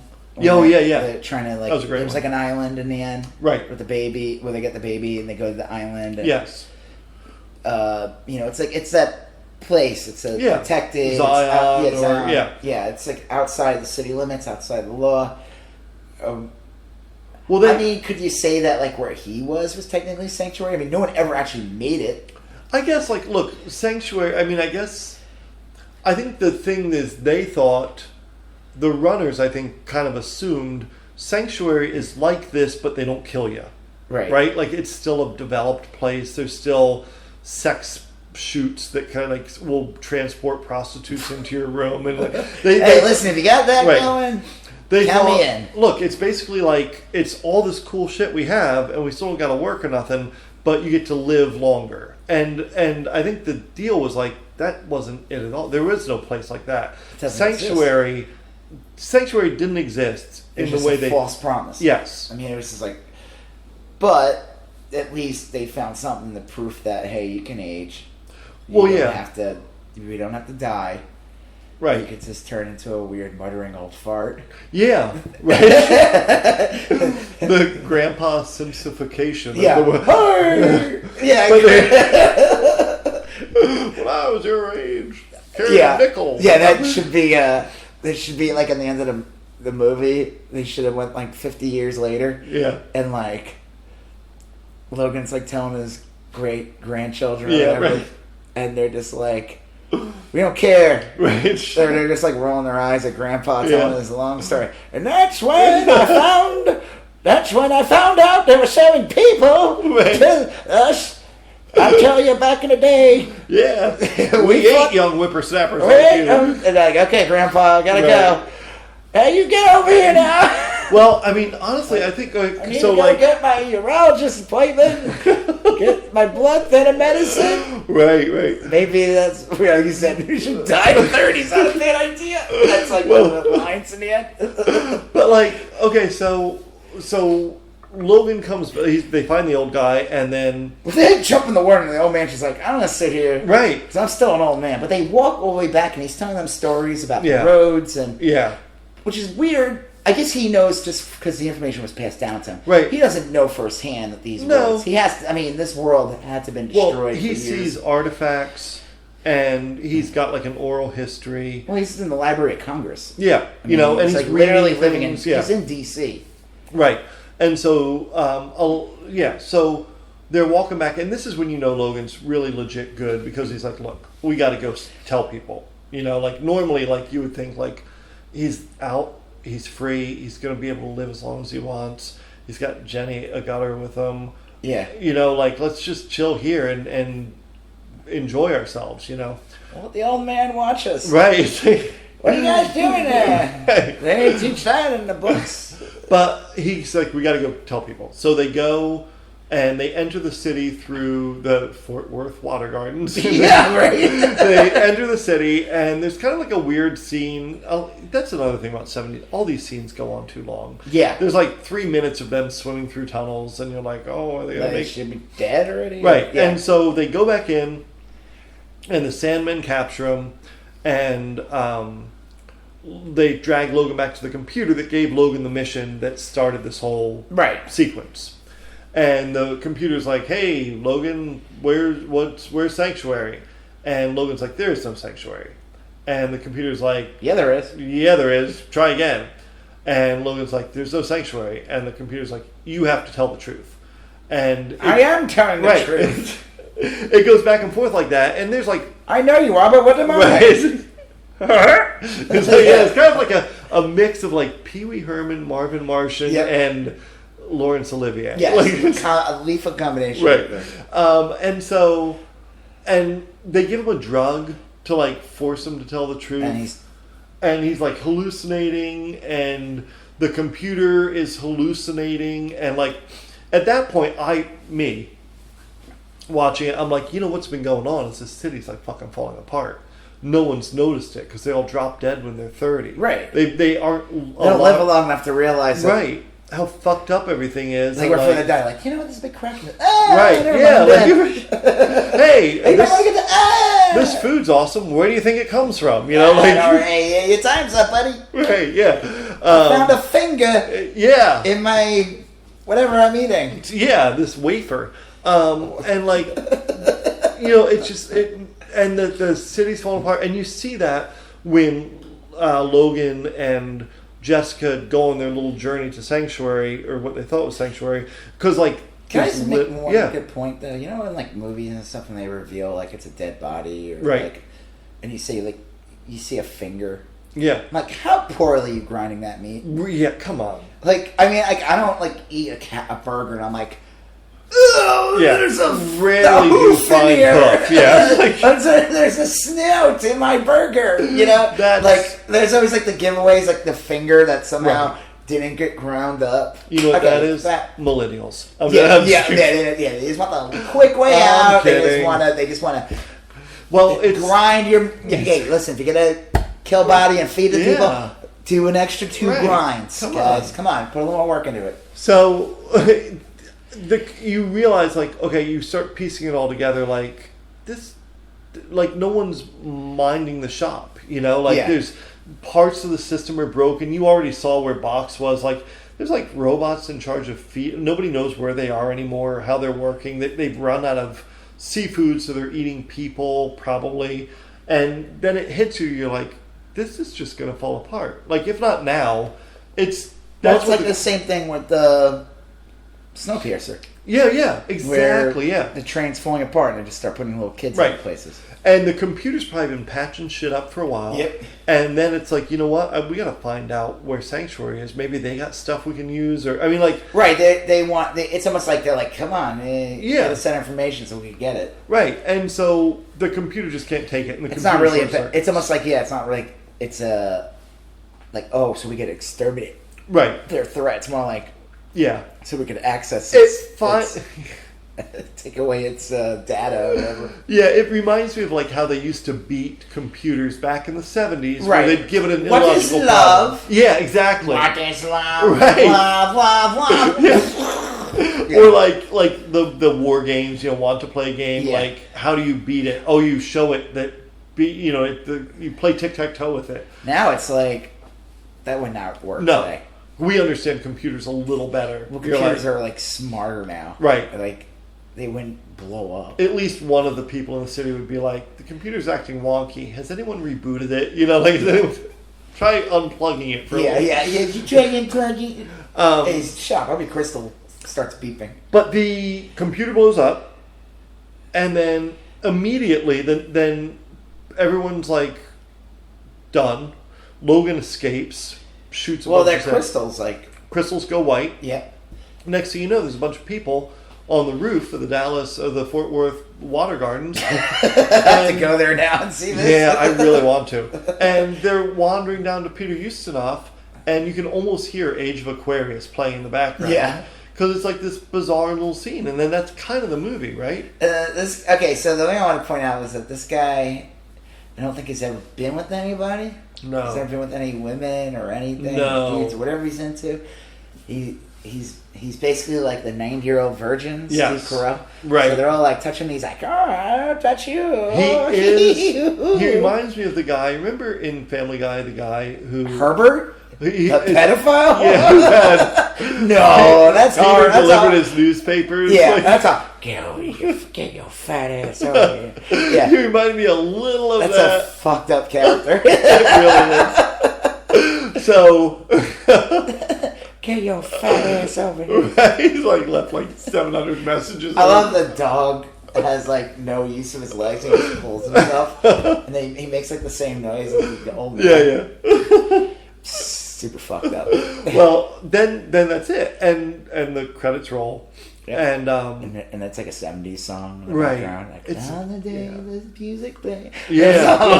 Well, the ambient music for the whole thing was amazing, I thought. It's like that perfect, like, pre-Blade Runner music. So, I mean, isn't it insane, though, when you watch that movie? Yeah. Like I said, it comes out... This movie came out in 76. A year before Star Wars. But then you see all the movies that come out a year or two later. It is the last poorly done science fiction movie. Like, big it's budget. it's just that style. Yeah. Like, there's like all these, I can't even name them. There's all these like early 70s sci-fi movies. There's like a famous one like Kirk Douglas with like a robot and like this other famous woman's in the You're not movie. talking about Saturn 3, are you? I think so, yeah. That's Farrah Fawcett in there, I think. She's in that too? Yeah, That's funny. pretty sure. Yeah. So the robot falls in love with Farrah Fawcett. Okay. Yeah. And again, it's almost like similar looking. Yep. It's funny though, you watch it though, Moonraker kind of looks a little bit like... Moonraker's looks terrible. a little bit like... Moonraker's like, when was that? 80. No, it's like 78 or something. It's Okay. late 70s. Yeah. It's post Star Wars. Like we talk about Megatron, Right. like, hey, how we get them that Star Wars in the Right. James Bond movie? Well, they had space shuttles in Moonraker. Like, obviously not real ones, but like the design of the space shuttle was clearly already out there because... Nah, but it's just how the people were dressed and stuff. You ever watch the show Community? Oh yeah, absolutely. Did you ever see the Meow Meow Means episode? I believe so. That is like one of the best episodes because so it's like at the beginning of the episode, it's like these two guys that like we have this app, and it's all about it's social media. And the episode's like, I would say the episode's probably like 5 years old, so it's pretty genius. And it was only like a year or two into like the big like followers and like likes and how important that was, the status, and it's like Brian Cruzane and like the other guy from the Sauer Silverman show. I forgot his name. He's hysterical also. But they introduce the app and then they leave and then people get the app and it's like, and then all of a sudden the whole school breaks down. The whole society. Oh yes, and I remember there's this. different levels. And my favorite was like the ones and the twos dressed up like people from, the ones and the people who were just ones and twos in the Meow Meow memes. They dressed up like people from the movie 1984. Like they dressed up like the people in the party, like the way what's his name, Hurt or something. Martin. John Hurt. John Hurt. Yeah. Right. I was gonna say Martin Short. Yeah. But I'm pretty sure he was not in 1984. No. Oh yeah, he was Ed Groomley in the movie 1984. I must say. What did the dance? The triangle. This totalitarian future, but at least I could do this weird dance. And then the threes and the fours dressed up like the people from Logan's Run. Oh, okay. And then like the fives were in a special room. They wore like centennial robes. Yeah. It's one of the fucking, I forgot about that. I forgot. And, like the main guy on the show, he was like dressed up like someone from Logan's Run. Yeah. So fucking funny. Well, Logan's Run was like aesthetically perfect, I thought. You're right. Look, it's super dated. It's very cheesy. Like I said, it's just amazing how this movie came out in 76. What a sharp contrast between a movie from 76 to like look at like, I mean, like I said, Blade Runner comes out in 83 or 81. Blade Runner's 81. Right. You look at that and you look at Logan's Run. I mean, when did Alien come out? 78, I think. Right, like Alien's like... I mean, look at Alien. So Alien came out in 1979. Yeah. I mean, that's 3 years after this movie. Right. I mean, I think Jaws came out the same summer. Jaws like 76 or something like that. That sounds right. I mean, I'm obviously different filmmakers, different visions, different styles. I mean, you could... There's movies in the 80s that look shitty 80s movies, and then there's stuff in the 80s that's like holds up today, you know? Yeah. So it's hard to... It's not an insult to it. I'm just saying, like... how movies were made. It's pretty crazy. Look, there's something about Logan's Run, like the subject matter or whatever, that is really... works really well with that time. And I think it's a timeless story. It is. Yeah. It is. And again, like I said, we wouldn't talk about it if we didn't like the movie. Oh yeah.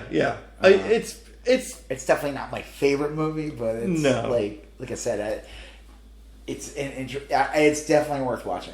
Yeah. Look, I don't remember if I said this earlier or if I just mentioned it to you before we started recording, but I have a coworker who's like 22 years old, 21, 22, and he yesterday said, "Hey, recommend a movie for me on Netflix," and I said Logan's Run. And he went home and watched it, and we talked about it today. And I was real curious to see, like, he's a real smart kid, young kid. Yeah, kid. He's a Man, He's an adult. He's a fucking kid. And you're a kid. And I was like, I wonder if he's going to think it's stupid or cheesy or what. And I warned him. I was like, look, it's a 70s movie. I love it. I think it's great.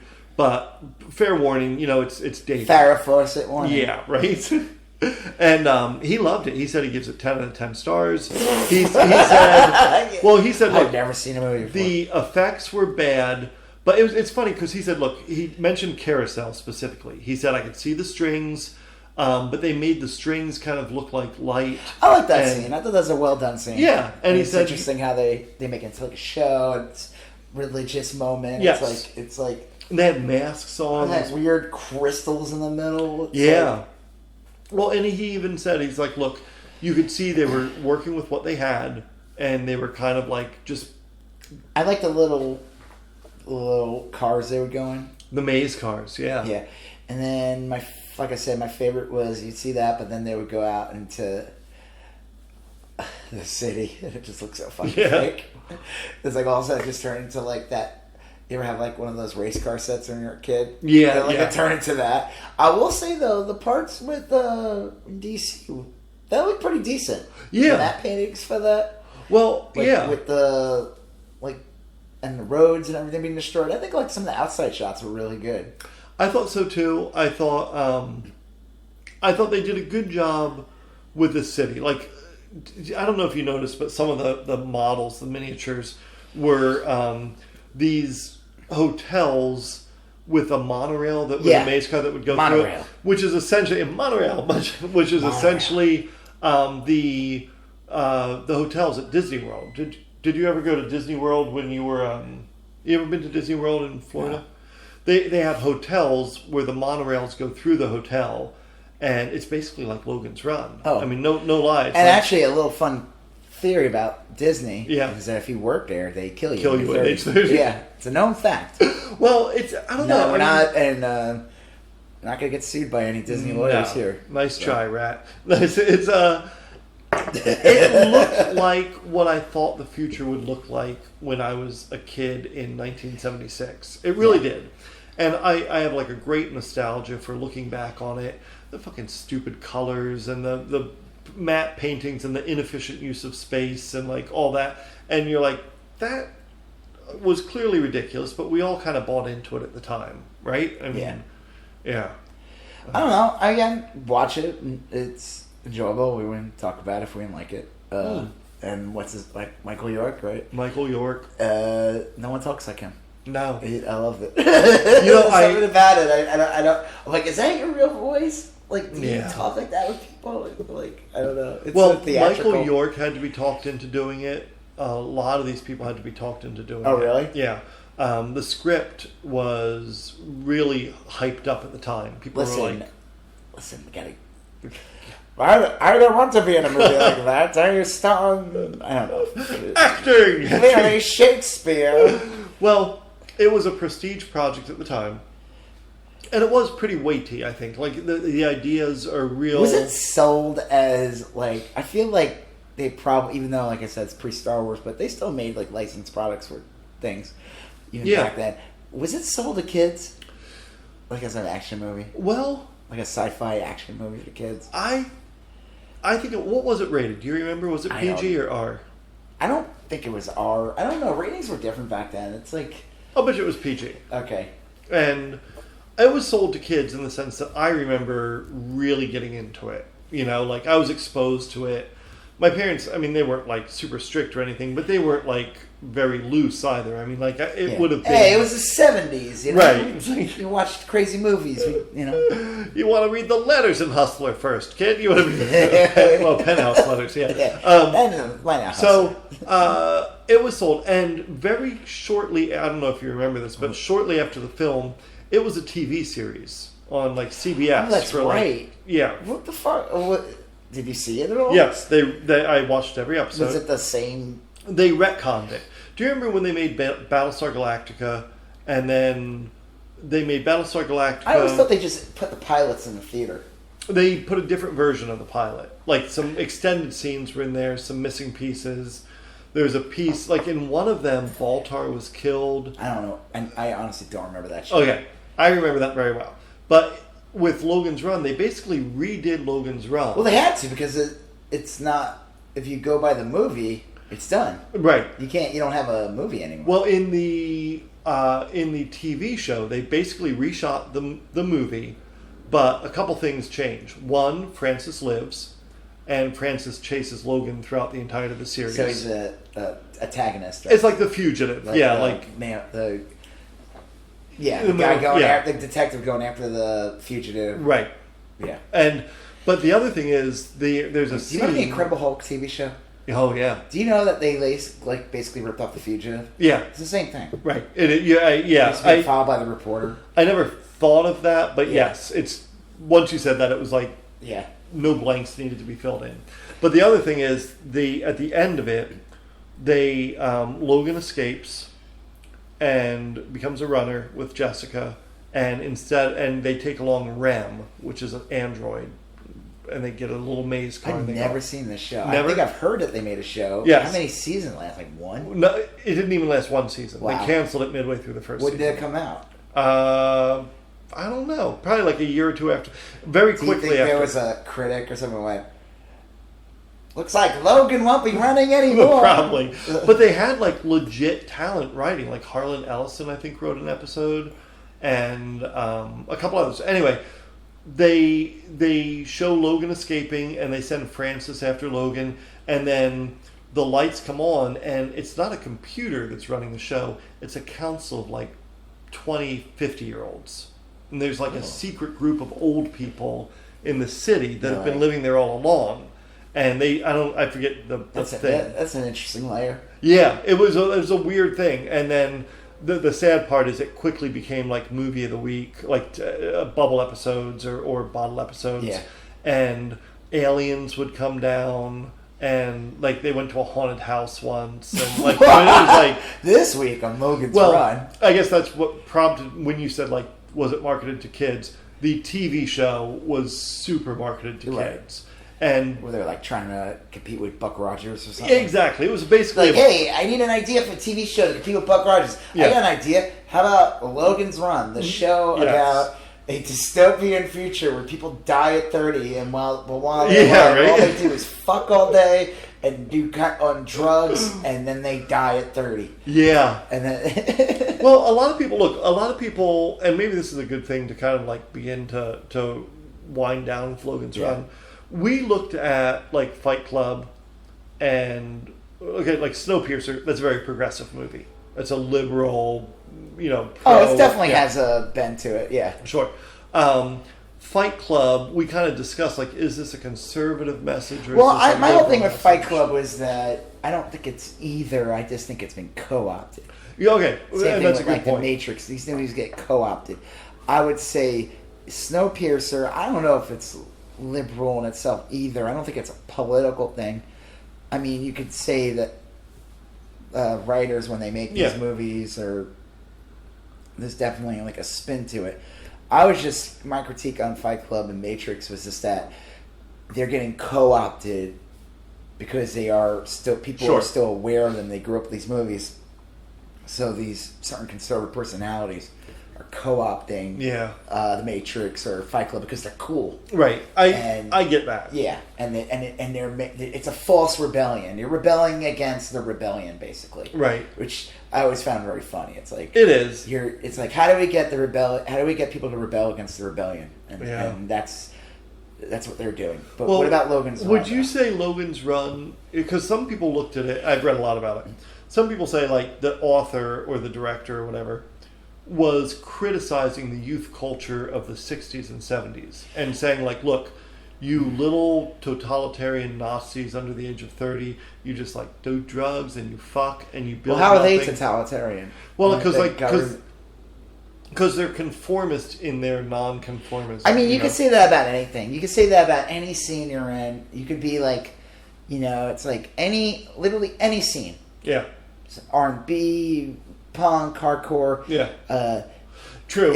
All these groups are fucking conformists. Right.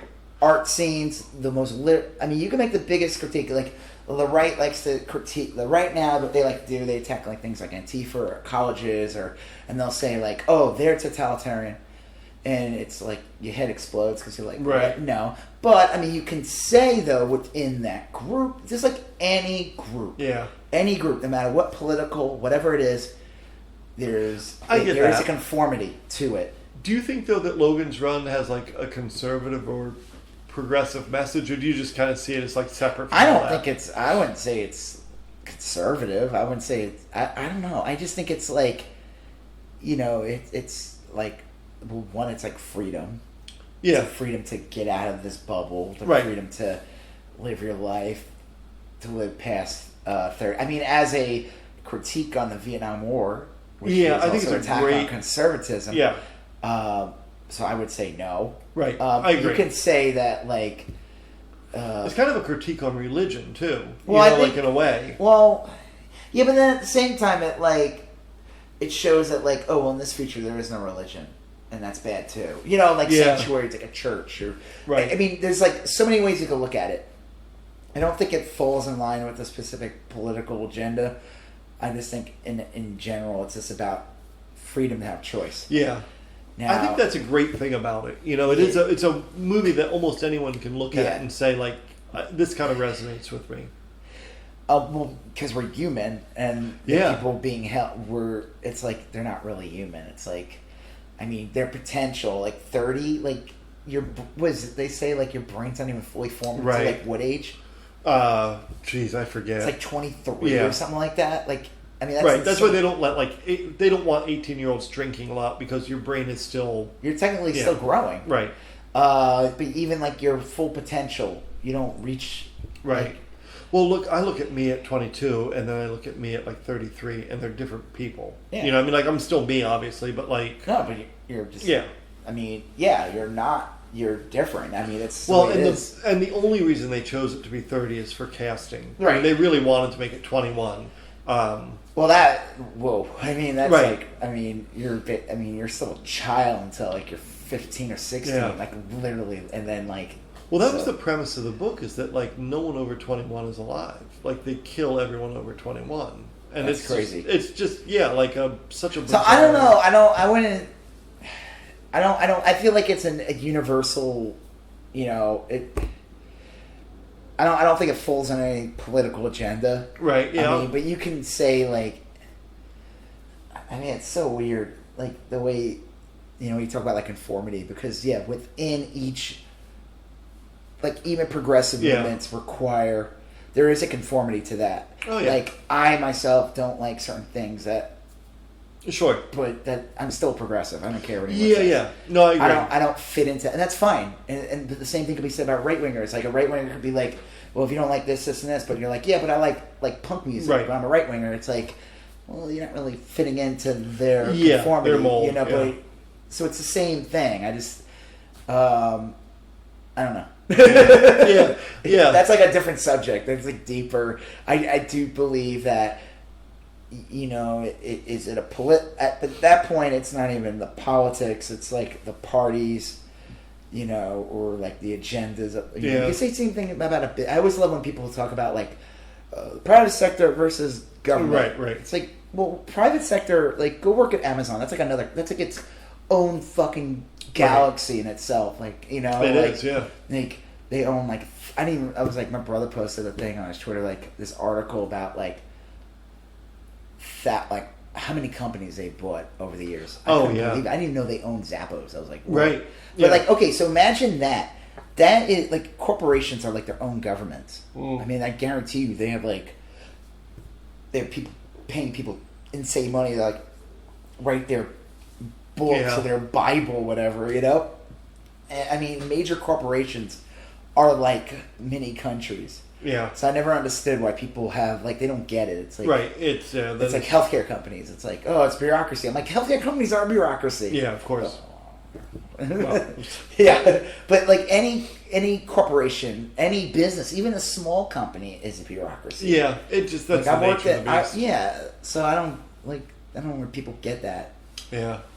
This is like shifting gears a little bit, but I Googled like a lot of the actors and directors and people that were involved in this, and they're almost all dead. Like, which Well, makes movie sense. came out in the 76. Right. Like, Michael York's How's still Peter alive. Ustinov doing? He's dead. Oh. Right?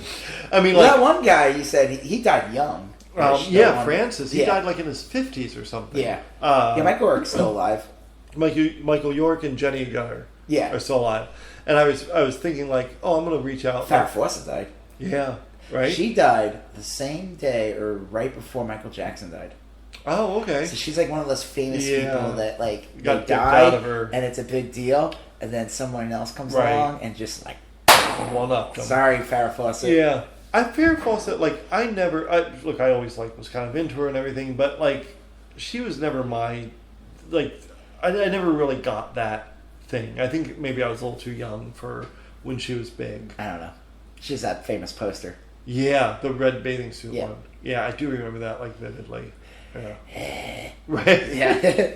Well, we can thank the $1 Million Man for ruining her. Yeah. Right? Listen he's still alive. Lee Majors? Yeah. He was on, she was great. He was on Ash vs. Evil Dead. Oh, or whatever. He played his dad. Yeah. That was amazing casting. That's great casting. Yeah, it's great casting to get him as Bruce Campbell's dad. Right. That's funny. All right, so I don't know what we're going to talk about next. I mean, we mentioned American Werewolf in London. American Werewolf. I was thinking today that's kind of similar to this. I was thinking we've never done Blade Runner, and that's a good one. Yeah, I'll be honest with you. You don't like it? I don't hate it. It's been talked to death. It's been talked about. I mean, dude, when people see Logan's Run, this episode's gonna fucking blow through the roof. Czech Republic is gonna be like, oh my god, you're we've been waiting for someone to do a critique like on Logan's Run. Yeah, just got it. It's like their Avengers Endgame. Michael York and Jenny Gunner are there, like doing a convention. Yeah, they're out there. Yeah, CheckCon. Yeah. Listen, hey, since we got on here, I mean, we got to start talking sponsorship, man. Yeah. There's a bunch of Czech beers that are pretty good. Bohemia, yep. Yeah, like, hit us up, guys. I mean, we got your market demo. Right. We nailed it. Number 5 in the Czech Republic. Where were we at in the United States? One time we were at 731. It was in like the low. It was less than that. It was like in the high 7 somethings. Oh wow. Yeah, like we've held our own. Coming after you, Ben Shapiro. It's weird. That fucker. I'll tell you. Debate me. I'll tell you. It's funny. I was looking at our shows and what's done well and what's not done well, and I'll tell you our best shows are still Fight Club. Yeah. Is by and far our best one. Love, Death, and Robots still gets a lot of love, and it occasionally just gets like a spurt of like, oh, there's like 20 people downloaded it on a random day, cool. like. But the ones, the non-movie ones we've done, did really well when they came out. Social media and the Instagram one, the social media hell, and the Democratic politics one. Those did better than any out of the gate. Oh. Now, I wonder, look, is someone in 6 months going to be wondering what we thought about the first Democratic debate? Probably not. Probably not. No, but they might be like Logan's Run. Right. Seriously. Yeah. I mean, I think we got you got to do the icons. Yes. So Fight Club, every week more people download Fight Club, and they're like, oh, this is I remember Fight Club. Right. No one's going to be downloading what we thought of the first Democratic debate in the future. So, yeah, except for the aliens, right? Kang and Kodos, right? Or political scientists trying to figure out what the fuck happened and how did we get to where we figured it out by listening to our podcast, right? And they honestly think that so I brought up the Kevin from Home Alone, yes, with Trump, with Trump and then I told you, I said, we should put on Instagram that this scene takes place right before he was going to an Epstein party. Did you see that video that came out? Yeah. From, the early 90s? Yeah. With Epstein. And he, with a bunch grabbed of chicks. a girl. And, yeah. So, I wasn't kidding, guys. No. He ran to Kevin. Yes. In Home Alone 2. And I said, I don't think he was aware he was in the movie. Yeah. They didn't give him a script. He just said, You know, I own this building. Right. And then he got in his car and he went to an Epstein party. Yeah. Well, look. I'm telling you, man. That'd be hysterical. That would be. All right, well, look. I don't know if I haven't seen American Werewolf in London in forever. I know they had the only thing I super remember the transformation scene. That's the best, though. And they used sure it looks like two versions of Blue Moon. Well, the nightmare scenes Yeah. scare the fuck out of me. Right, but they used the Blue Moon, the classic. Yep. And then they used the rockabilly one, like that one. But we could do. I'd have to track it down, but we'll figure it out. I think it's on Netflix or Amazon. All right. I'm pretty sure it was on there, but we'll see. We'll come up with the next episode. But yeah, watch Logan's Run. Yeah, I mean, like that. I said, just remove. Just know it's a dated movie. It's a dated movie. Take a date on it. Well, look, honestly, I think people our age are going to see it as very dated, or people my age, you're younger than me, but like young people might see that like we would see an old black and white movie, and it just sort of fades into the ether. Interesting. Yeah, you're like, well, this is just how it used to be. Yeah. And they might not see a huge difference between that and Star Wars. Let me tell you though, Logan's Run has been referenced, and if you watch it, you'll probably notice more references. Like I said, about the community. Yep. One of my favorite references was a Simpsons episode. Yeah.